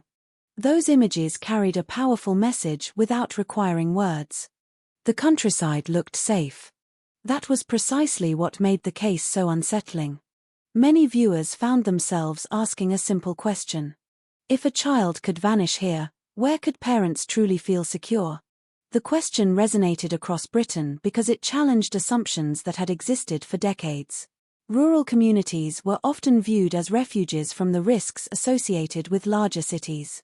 Crime certainly occurred in villages, but the perception of safety remained deeply rooted. The disappearance of Sarah Payne disrupted that perception almost instantly. For local residents, everyday routines changed. Parents watched children more closely. Neighbors discussed the investigation whenever they met. Unfamiliar vehicles attracted greater attention than before. The disappearance had introduced uncertainty into places where certainty had once been taken for granted. Police commanders faced another difficult reality. The larger an investigation became, the more carefully it had to be managed. Hundreds of officers soon became thousands. Specialist units joined local detectives. Search coordinators divided the countryside into sectors. Each team documented the ground it had already covered to avoid unnecessary duplication while ensuring that no area was overlooked. The organization required was immense. Every search had to be recorded. Every item located had to be evaluated. Every witness statement had to be catalogued and compared with hundreds of others. Behind the scenes, administrative staff worked continuously to keep information flowing between detectives, forensic specialists, search teams, and senior investigators directing the inquiry. Large investigations often resemble enormous living systems. Information moves constantly. New evidence alters priorities. Fresh leads redirect personnel. The process rarely follows a straight line. Instead, investigators gradually narrow possibilities until one explanation begins to fit the available evidence better than all the others. At this early stage, however, almost every explanation remained possible. Sarah could have wandered farther than expected. She could have encountered someone known to her. She could have been taken by a complete stranger. Each possibility demanded a different investigative strategy. Until evidence pointed decisively in one direction, detectives pursued them all. Meanwhile, forensic science was quietly becoming one of the investigation's greatest hopes. By 2000, DNA analysis had already proven its value in numerous criminal cases across the United Kingdom. Investigators understood that even the smallest biological trace could eventually establish a connection between an offender and a victim. The challenge lay in finding that trace before weather, time, or human activity destroyed it. That reality influenced every decision made at the scene. Searches proceeded methodically. Potential evidence was protected whenever possible. Specialists documented locations in meticulous detail, understanding that observations made during the first days might become critically important months later. It is often said that crime scenes tell stories. In truth, they tell fragments. A footprint may indicate direction. A fiber may suggest contact. A tire impression may reveal movement. None of these pieces speaks clearly on its own. Only when assembled together do they begin to reveal what happened. The countryside surrounding Kingston Gorse held those fragments somewhere within its fields and lanes. The difficulty lay in finding them before they disappeared forever. Looking back from the perspective of history, it is tempting to imagine that investigators were steadily moving toward the eventual arrest of Roy Whiting. Real investigations rarely feel that way from the inside. Detectives do not know which lead will matter until after it has been fully explored. They often spend days investigating information that ultimately proves unrelated, while the crucial clue waits unnoticed among hundreds of files. Patience becomes as important as intelligence. Persistence becomes as valuable as instinct. Every experienced investigator understands that solving a major case depends not upon dramatic breakthroughs but upon refusing to abandon careful, disciplined work. That philosophy guided the inquiry from its earliest days. The setting of the Sarah Payne case therefore extended beyond fields, roads, and villages. It included the social trust that defined rural life. It included the investigative systems activated when a child disappeared. It included thousands of ordinary people who chose to help, believing that somewhere within the countryside a little girl was waiting to be found. No one yet knew how the story would end. No one could see the courtroom that lay more than a year in the future. No one could imagine that the case would influence national policy and reshape public discussion about the management of convicted child sex offenders. At that moment, there was only a quiet village, an immense search, and a growing determination shared by investigators and volunteers alike to uncover the truth hidden somewhere within the peaceful landscape of West Sussex. In the years that followed, countless investigators, journalists, legal experts, and historians would revisit the landscape of West Sussex in an effort to understand not only where the crime occurred, but why it unfolded the way it did. They would study maps, review photographs, retrace routes, and compare timelines with remarkable precision. Yet despite all that analysis, one reality remained unchanged. On the afternoon of July 1, 2000, no one standing in those fields could have recognized that history was quietly taking shape around them. Life continued as it always had. The wind carried the same scent of dry grass and farmland. Birds crossed the open sky without interruption. Cars passed along country roads with little urgency. Children laughed somewhere beyond the hedgerows, their voices blending naturally into the sounds of an ordinary summer weekend. Nothing about the environment warned that one family was only moments away from experiencing a tragedy that would forever alter their lives. This contrast between appearance and reality would become one of the defining features of the Sarah Payne case. Many criminal investigations begin in places already associated with danger. Dark alleyways, abandoned buildings, isolated industrial estates, locations that naturally invite caution. Kingston Gorse was the opposite. Its quiet character encouraged confidence rather than suspicion. The landscape invited families outdoors. It encouraged children to explore under the watchful but relaxed eyes of parents and relatives. It represented the kind of place where everyday routines had been repeated safely for years. That is why the disappearance resonated so deeply across Britain. It challenged an assumption that many people had never consciously questioned. If familiar places could no longer be considered unquestionably safe, then safety itself became something far more complicated. For investigators, however, emotion could never replace evidence. However unsettling the circumstances appeared, every conclusion still had to be supported by facts. Detectives therefore approached the setting with disciplined objectivity. Distances were measured. Timelines were reconstructed. Search areas were expanded according to evidence rather than instinct. Every decision was documented because, eventually, every detail might be examined in court. That methodical approach distinguished the investigation from the public conversation unfolding beyond it. While newspapers reported developments day by day, detectives worked at a much slower pace. They resisted speculation. They avoided assumptions that could not be verified. They understood that solving a case required patience as much as urgency. Every witness statement had to be checked. Every reported sighting had to be compared against known movements. Every possible route through the countryside had to be considered, even if it ultimately proved irrelevant. The setting itself became an active participant in the investigation. The fields determined where search teams could move. The roads influenced how vehicles entered and left the area. The weather affected the preservation of potential evidence. The terrain shaped both opportunity and difficulty in equal measure. Nothing was overlooked simply because it appeared ordinary. As the search continued, more officers, specialists, and volunteers arrived from across the region. Temporary command structures expanded to coordinate the growing operation. Information flowed continuously between search coordinators, forensic personnel, family liaison officers, and senior detectives. What had begun as a local missing child inquiry was rapidly evolving into one of the largest investigative efforts in the country.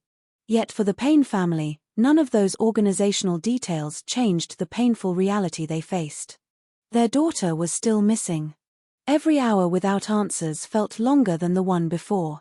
Behind every operational meeting and every press briefing stood a family waiting for news that refused to come. That human reality remained at the center of the investigation, even when public attention focused on police strategy or forensic science. Every search, every interview, and every laboratory examination ultimately served one purpose: discovering the truth about what had happened to Sarah. Looking back today, it is possible to see the setting of this case as more than a physical location. West Sussex became the place where several different stories intersected at the same moment. It was the setting of an ordinary family gathering. It was the scene of an unprecedented search operation. It was the beginning of a criminal investigation that would eventually identify a convicted repeat offender through careful detective work and forensic evidence. And, in the years that followed, it became the starting point for broader discussions about child protection and public safety that reached far beyond the county itself. None of those later developments, however, were visible on that warm July afternoon. The countryside remained unchanged. The villages continued their routines. The roads stretched quietly through fields that had witnessed generations of peaceful summers. Only the people had changed. From that day forward, every familiar landmark carried a different meaning for those who knew the story.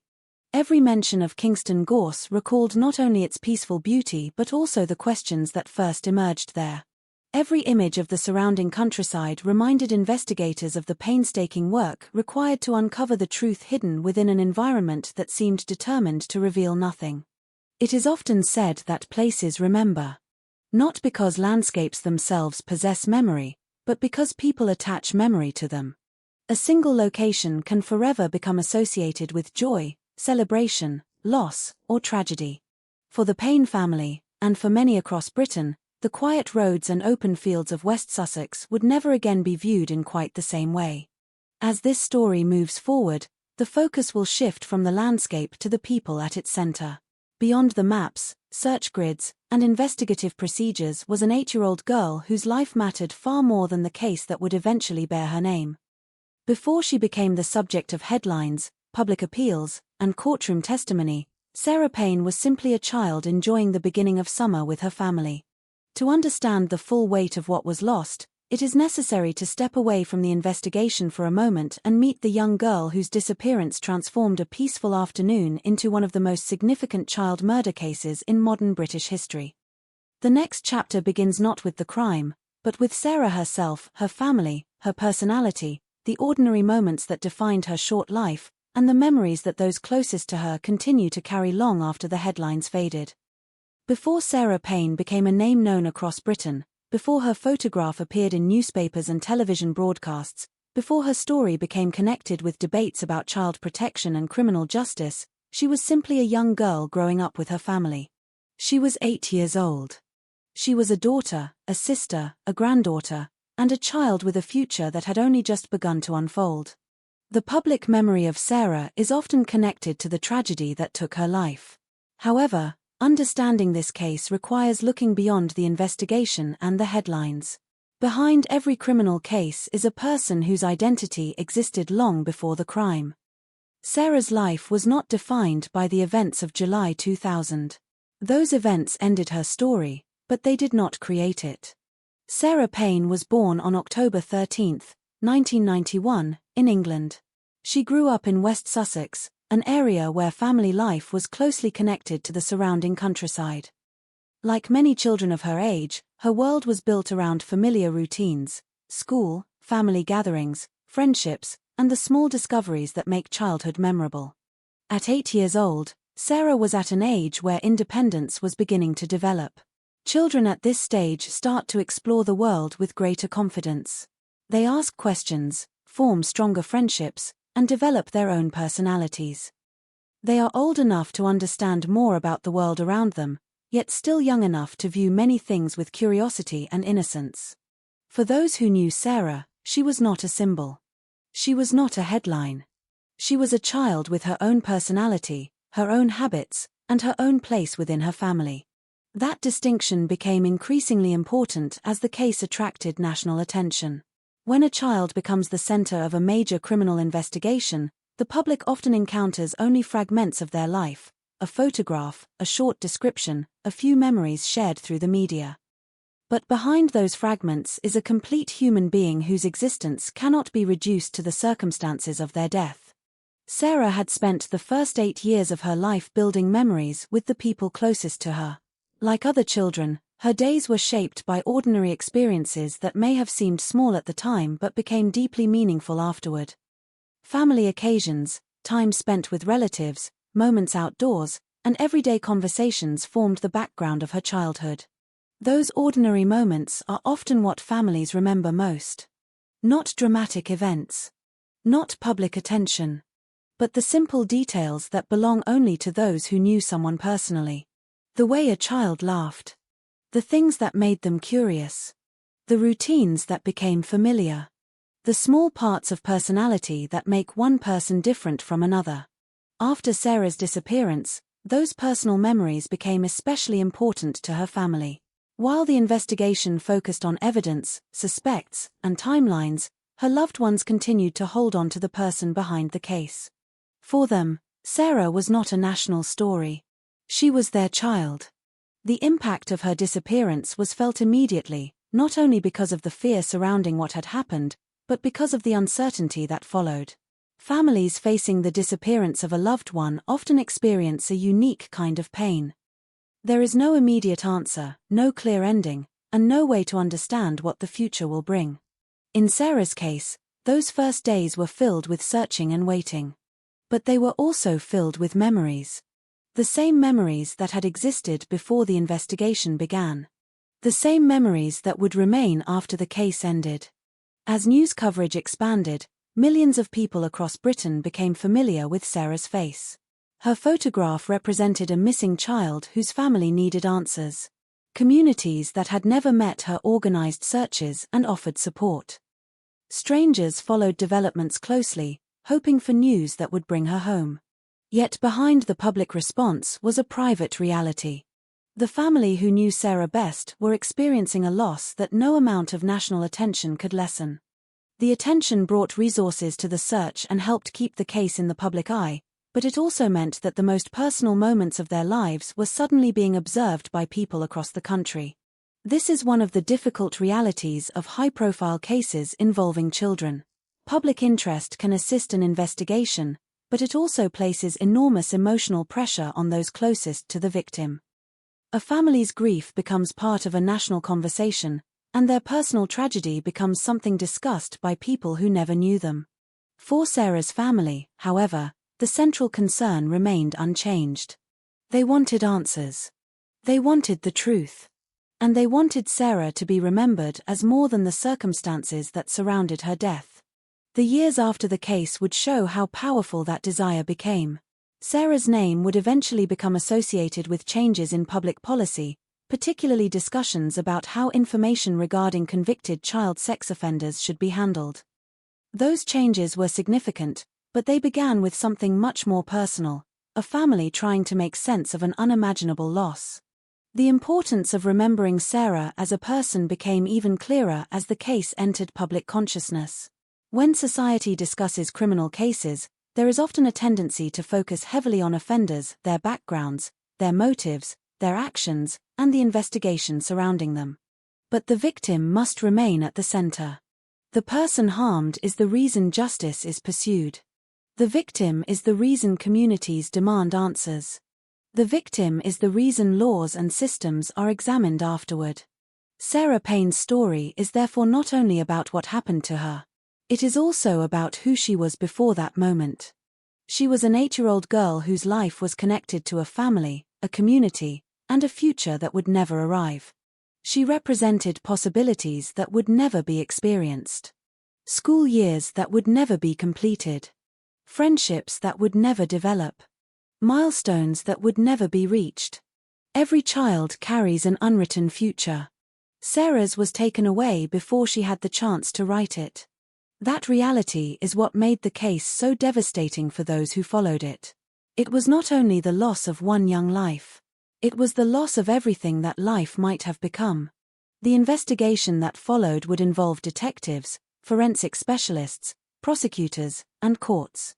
It would eventually identify a suspect and establish criminal responsibility. But before the evidence, before the courtroom, and before the legal arguments, there was Sarah.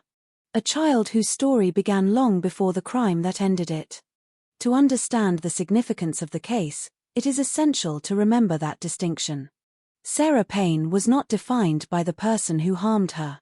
She was not defined by the investigation that followed. She was not defined only by the laws that changed afterward. She was a young girl whose life mattered because she was loved by the people around her. And that is where this part of the story truly begins, not with the crime, but with the child who existed before it. A child whose memory would continue to shape conversations about safety, justice, and the responsibility society has to protect its youngest members. July 1st, 2000, began as a day that appeared completely ordinary. There was nothing unusual about the setting, nothing that suggested danger was approaching. It was a summer afternoon in West Sussex, a time when families across England were taking advantage of the warmer weather. The countryside around Kingston Gorse was calm, familiar, and open. For Sarah Payne and her family, it was simply another day spent together. Sarah was 8 years old, surrounded by relatives and enjoying time away from the routines of school and everyday responsibilities. Like many children during summer holidays, she was experiencing the freedom that comes with being outdoors, walking, exploring, and spending time with other children in a familiar environment. The events that followed would transform that ordinary afternoon into one of the most widely remembered missing child cases in modern British history. But at the beginning, no one knew that. There was no immediate indication that a crime had occurred. There was no confirmed threat. There was only a child who was suddenly no longer where she was expected to be. At approximately 4:30 p.m., Sarah was walking with other children along a country lane near Kingston Gorse. During this walk, she stopped after losing one of her shoes. According to the known timeline of events, she turned back to retrieve it. It was a small, ordinary action. The kind of thing children do countless times every day. A dropped item. A moment of distraction. A brief separation from others. At first, there was no reason for anyone nearby to believe that anything serious had happened. Sarah was only expected to be a short distance away. She was expected to return. But when she did not come back, concern began to grow. The first reaction was not immediately that a crime had taken place. In missing child cases, families often begin with the most hopeful explanations. Perhaps the child has wandered farther than expected. Perhaps they have stopped somewhere nearby.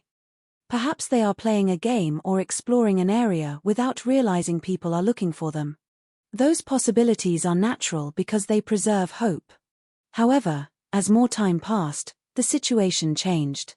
Family members began searching the immediate area. Sarah's name was called repeatedly. Nearby locations were checked. The surrounding fields, paths, and roads became the focus of an increasingly urgent search. The transition from uncertainty to fear can happen quickly in missing child cases. At first, there is a belief that the child will be found within moments. Then those moments become longer. The familiar places are searched again and again. The same areas are checked because accepting that the child may not simply appear becomes increasingly difficult. For Sarah's family, the afternoon that had begun as a normal family gathering had become a desperate search for answers. Police were contacted, and the disappearance was reported. From that point onward, the situation became a formal investigation. Officers arriving at the scene faced a difficult challenge. They had to balance two possibilities that required very different approaches. The first possibility was that Sarah had become lost or wandered away. The second possibility was that she had been taken. Until evidence confirmed one explanation over another, both possibilities had to be considered. This is one of the most challenging aspects of missing child investigations. The earliest moments are filled with uncertainty, yet they are also the moments when decisions can have the greatest consequences. Investigators must act quickly while still remaining open to every possible scenario. Search efforts expanded rapidly. Local officers began examining the area. Family members and volunteers joined the search. The countryside surrounding Kingston Gorse became the center of attention as people looked through fields, pathways, and nearby areas where Sarah might have gone. As darkness approached, the urgency increased. The possibility that Sarah could not be located quickly changed the nature of the search. What had started as a family effort became a coordinated emergency response involving multiple agencies and increasing numbers of personnel. The disappearance also began attracting wider public attention. The image of an 8-year-old child missing from a rural community captured national concern. News organizations reported the search, and Sarah's photograph was shared widely as authorities appealed for information from anyone who might have seen something relevant. Every missing child investigation depends heavily on information from the public. A person who notices something unusual may not realize its importance at the time. A vehicle seen briefly on a road. A person walking in an area where they did not usually belong. A small detail that seems insignificant until investigators understand the full picture. Police began collecting those details. They needed to reconstruct the final known movements of Sarah's day. They needed to understand who was present in the area. They needed to determine whether anyone had seen or heard anything that could explain her disappearance. As the investigation developed, the central question became increasingly difficult. How could a child disappear from an area where other people were nearby? The answer would eventually become the focus of months of investigation. But during those first hours and days, detectives had no clear explanation. They had only a timeline, a location, a missing child, and a growing determination to find her. The search for Sarah Payne would become one of the largest operations of its kind in Britain. More than 1,000 police officers, military personnel, and volunteers would eventually take part. The effort would involve extensive searches, public appeals, forensic examinations, and the careful review of thousands of pieces of information. Yet before all of those resources were mobilized, there was a single moment that changed everything. A child walking along a quiet country lane. A short distance between family members. A few missing minutes. And a question that would remain unanswered for weeks. What happened to Sarah Payne after she disappeared from sight? In the immediate aftermath of Sarah Payne's disappearance, time became the most important factor in the investigation. For the people searching for her, every passing minute carried the possibility of new information. Every direction they looked represented another chance that she might be found. The hope that Sarah was nearby remained strong, because in the earliest stages of a missing child case, hope is often what drives people forward. The first searches were based on the most simple and understandable assumption, that Sarah had wandered away. The area around Kingston Gorse was examined carefully. Family members, local residents, and police officers searched places where a child might naturally go. Paths were followed. Fields were checked. Areas close to where Sarah had last been seen became the immediate priority. The landscape that had seemed so familiar only hours earlier suddenly became filled with uncertainty. A field was no longer just a field. A pathway was no longer just a pathway. Every location represented a possibility. Searchers moved through areas where Sarah might have walked. They looked near roads, along boundaries between fields, and around places where a child might stop or become distracted. The goal was simple: find evidence that Sarah was still nearby. But as the hours continued, the lack of answers became increasingly concerning. In investigations involving missing children, the early period is often dominated by uncertainty. Police must consider a wide range of explanations, from accidents to misunderstandings to deliberate criminal acts. The challenge is that each possibility requires a different response, and investigators must avoid focusing too narrowly before evidence supports a conclusion. At the beginning of the Sarah Payne investigation, there was no confirmed crime scene. There was no identified offender. There was no clear explanation. There was only a disappearance. That meant every possibility had to remain open. Police began gathering information from those who had been in the area. Witnesses were asked to describe what they had seen during the afternoon. Investigators worked to establish a detailed timeline of Sarah's movements and the movements of other people nearby. These early witness accounts were essential. In rural locations, even small observations can become significant. A person may remember a vehicle that passed through the area. Someone may recall seeing a stranger walking along a road. Another person may remember a detail that seemed completely ordinary at the time but later becomes important when placed into a wider investigation. However, human memory is complicated. People remember different things. Details can become unclear with time.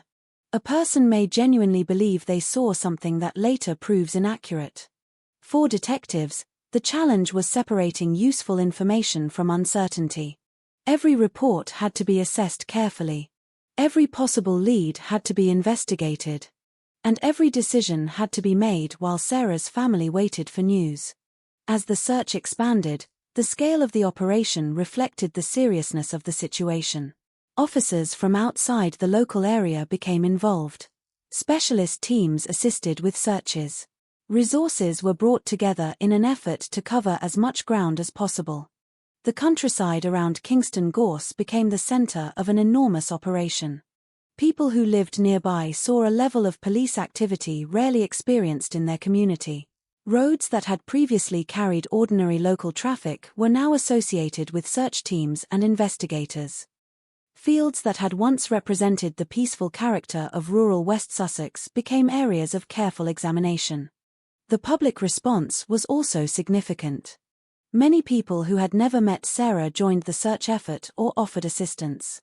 Her disappearance affected communities far beyond West Sussex because the circumstances felt frighteningly familiar. She was a child from an ordinary family, in an ordinary location, during an ordinary day. That familiarity created a powerful emotional response. Parents across Britain imagined what Sarah's family was experiencing. Communities wondered how they could help. People watched the news hoping for a positive update. The search became more than a local investigation.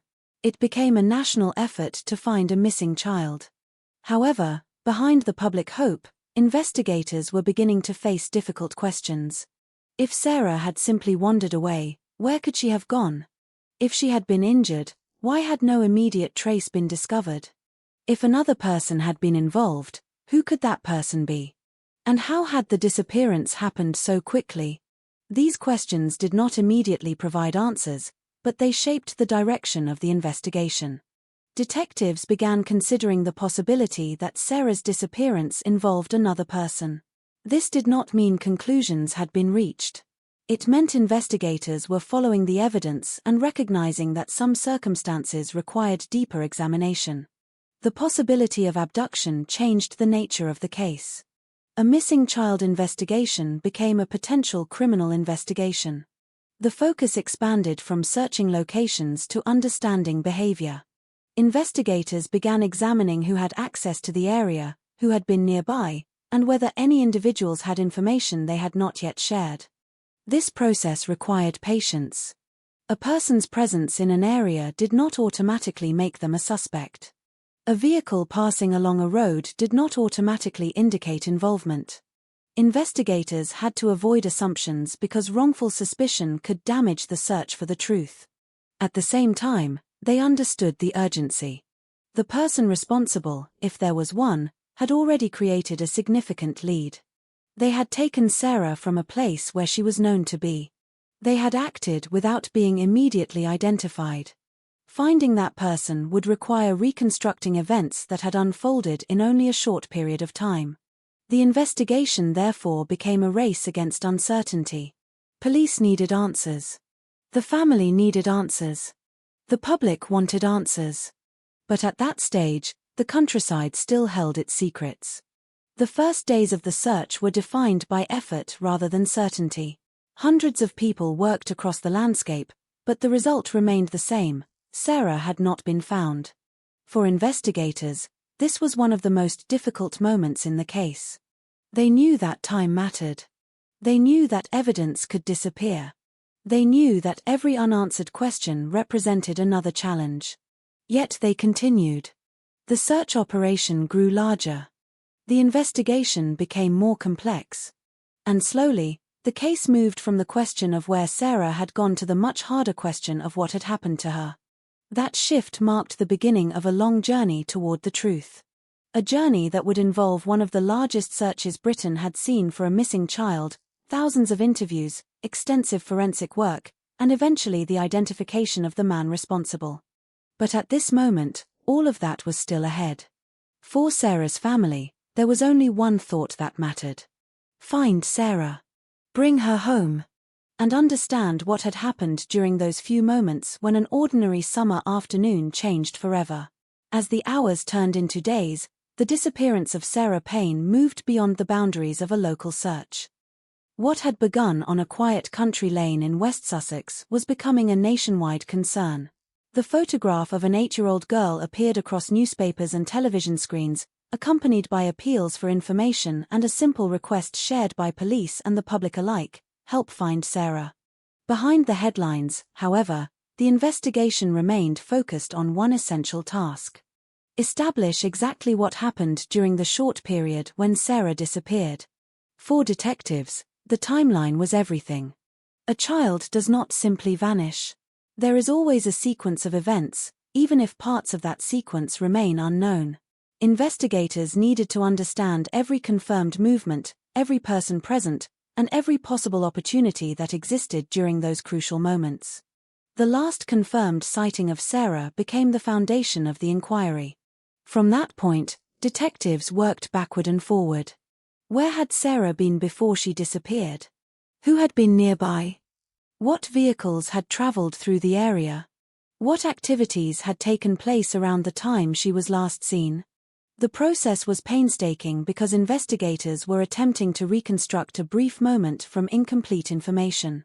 Unlike many crimes, there was no obvious scene marked by violence. There was no immediate evidence showing exactly what had occurred. The location where Sarah was last seen was not a traditional crime scene. It was a normal part of the countryside, a place where families walked, children played, and residents carried out everyday activities. That reality made the investigation more challenging. A crime scene usually tells investigators where something happened. In Sarah's case, the question was whether the place where she disappeared was also the place where a crime occurred, or whether something had happened somewhere else afterward. Those unanswered questions influenced every decision made by detectives. The search expanded outward. Teams examined wider areas of West Sussex. Officers reviewed possible routes that someone could have taken away from Kingston Gorse. Investigators considered roads, fields, and nearby communities. The purpose was not only to find Sarah, but also to understand the possible movements of anyone involved. At the same time, the public response continued to grow. Volunteers arrived to assist with searches. Communities organized support efforts. People who had never met Sarah felt connected to the case because the circumstances represented a fear shared by many families: the disappearance of a child. The national attention created both opportunities and challenges. On one hand, widespread coverage encouraged people to come forward with information. Someone who might otherwise never contact police could suddenly realize that a small detail they remembered might be relevant. On the other hand, increased attention also brought false leads and speculation. Investigators had to carefully examine every piece of information while protecting the integrity of the investigation. A missing child case can quickly become overwhelmed by rumors. Someone may claim to have seen the child. Another person may report suspicious behavior. A theory may spread before facts are established. For detectives, the task was to remain focused on evidence rather than emotion or public speculation. The investigation needed accuracy more than speed alone. As the days passed, the emotional pressure increased. For Sarah's family, every new search represented hope. Every update carried the possibility of answers. But the absence of a breakthrough created a painful uncertainty that became harder to endure with each passing day. The police investigation continued working through possibilities. Officers examined information about Sarah's final known movements and began looking into individuals who might have had opportunities to commit such an offense. This included reviewing known offenders and individuals with relevant criminal histories. Such work is a standard part of serious investigations involving children. Detectives examine whether there are connections between the current case and previous crimes, whether local or wider patterns exist, and whether someone already known to authorities may represent a risk. At this stage, however, no single individual had been identified as responsible. The investigation remained open. The list of possibilities remained large. The evidence remained incomplete. One of the difficulties in cases involving strangers is the lack of an obvious relationship between victim and offender. When a victim and offender know each other, Investigators can often begin with personal connections, communications, or known conflicts. When the offender is unknown, the search becomes much wider. Detectives must look for patterns. They must examine opportunity. They must identify individuals whose behavior, background, or circumstances require further attention. It is a process that depends heavily on patience and persistence. The investigation into Sarah Payne's disappearance would eventually demonstrate the importance of this approach. The answer would not come from a single dramatic discovery in the first hours of the case. Instead, it would emerge from the gradual accumulation of information, forensic examination, and the careful work of investigators who continued following leads even when many paths ended without results. But during these early stages, the future remained uncertain. Sarah was still missing. Her family was still waiting. And the nation was still searching. The quiet landscape of West Sussex had become the center of an extraordinary effort involving police officers, forensic specialists, volunteers, and members of the public. Everyone involved was connected by the same goal: to find the truth. The case also began raising wider questions that would continue long after the investigation ended. How could a convicted offender pose a danger after release? How should authorities share information about individuals who may present a risk? What responsibility does society have to protect children? Those questions would become central to later debates, but they began with the immediate concern surrounding Sarah's disappearance. At the time, there was no focus on future laws or political discussions. There was only the search. The fields around Kingston Gorse remained quiet. The roads continued carrying ordinary traffic. The summer continued.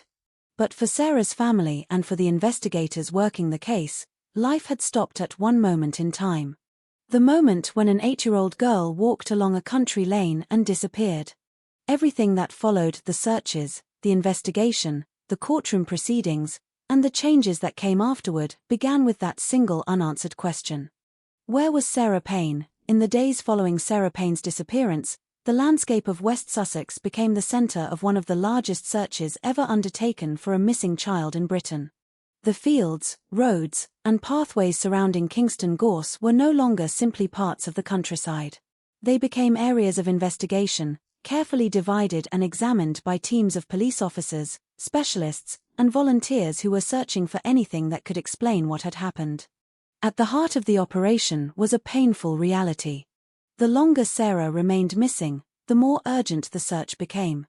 Investigators understood that time was both their greatest ally and their greatest enemy. Every hour provided opportunities to gather information, interview witnesses, and follow leads. But every hour also created the possibility that crucial evidence could be lost or become more difficult to recover. Outdoor environments are unpredictable. Weather changes. People move through areas. Natural conditions alter the landscape. Evidence that might be visible one day can become impossible to find later. For that reason, search teams worked carefully and systematically. They were not simply looking for a person. They were also looking for signs, anything that might reveal where Sarah had been or what had happened after she disappeared.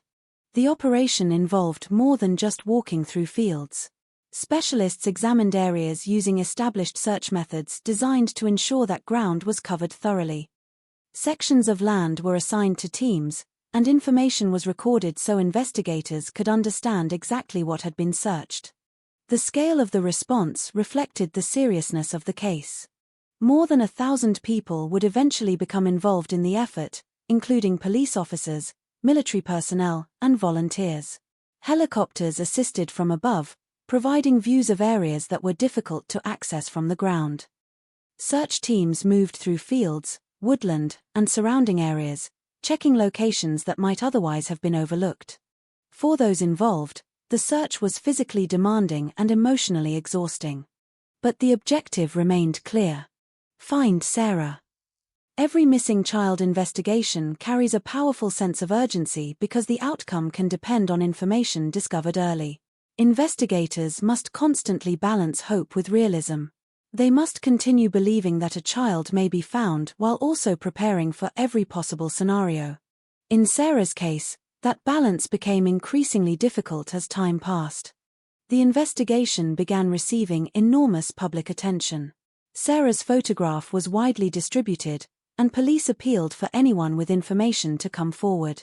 The public response demonstrated the level of concern felt throughout Britain. People searched through memories of ordinary days. They considered whether they had seen something unusual. They replayed journeys they had taken. They looked for details that might have seemed meaningless at the time. Investigators often describe public assistance as one of the most valuable resources in a major case. A single observation can sometimes change the direction of an investigation. However, the challenge is identifying the information that truly matters among thousands of reports. Every call had to be assessed. Every possible sighting had to be checked. Every lead had to be treated seriously. At the same time, detectives began examining the circumstances surrounding Sarah's disappearance more closely. The central question remained the same: what happened after Sarah was last seen? The answer required understanding not only the immediate area but also the possible movements of anyone involved. Investigators examined routes leading away from Kingston Gorse. They considered how someone could enter and leave the area. They looked at the surrounding roads and the types of vehicles that might have been present. The geography of the area became increasingly important. A rural location can create both challenges and opportunities in an investigation. There may be fewer witnesses compared with a busy urban environment, but local residents may notice unfamiliar activity because they know the area well. A vehicle that means nothing in a city may stand out in a small community. Police appealed for information about anything unusual. A vehicle. A person. A conversation. A movement that seemed out of place. The difficulty was that people rarely recognize the importance of something until they know what they are looking for. A person seen briefly on a road may have seemed completely ordinary at the time. A driver passing through a village may have attracted no attention. Only later, after a child disappears, do those moments become worth examining.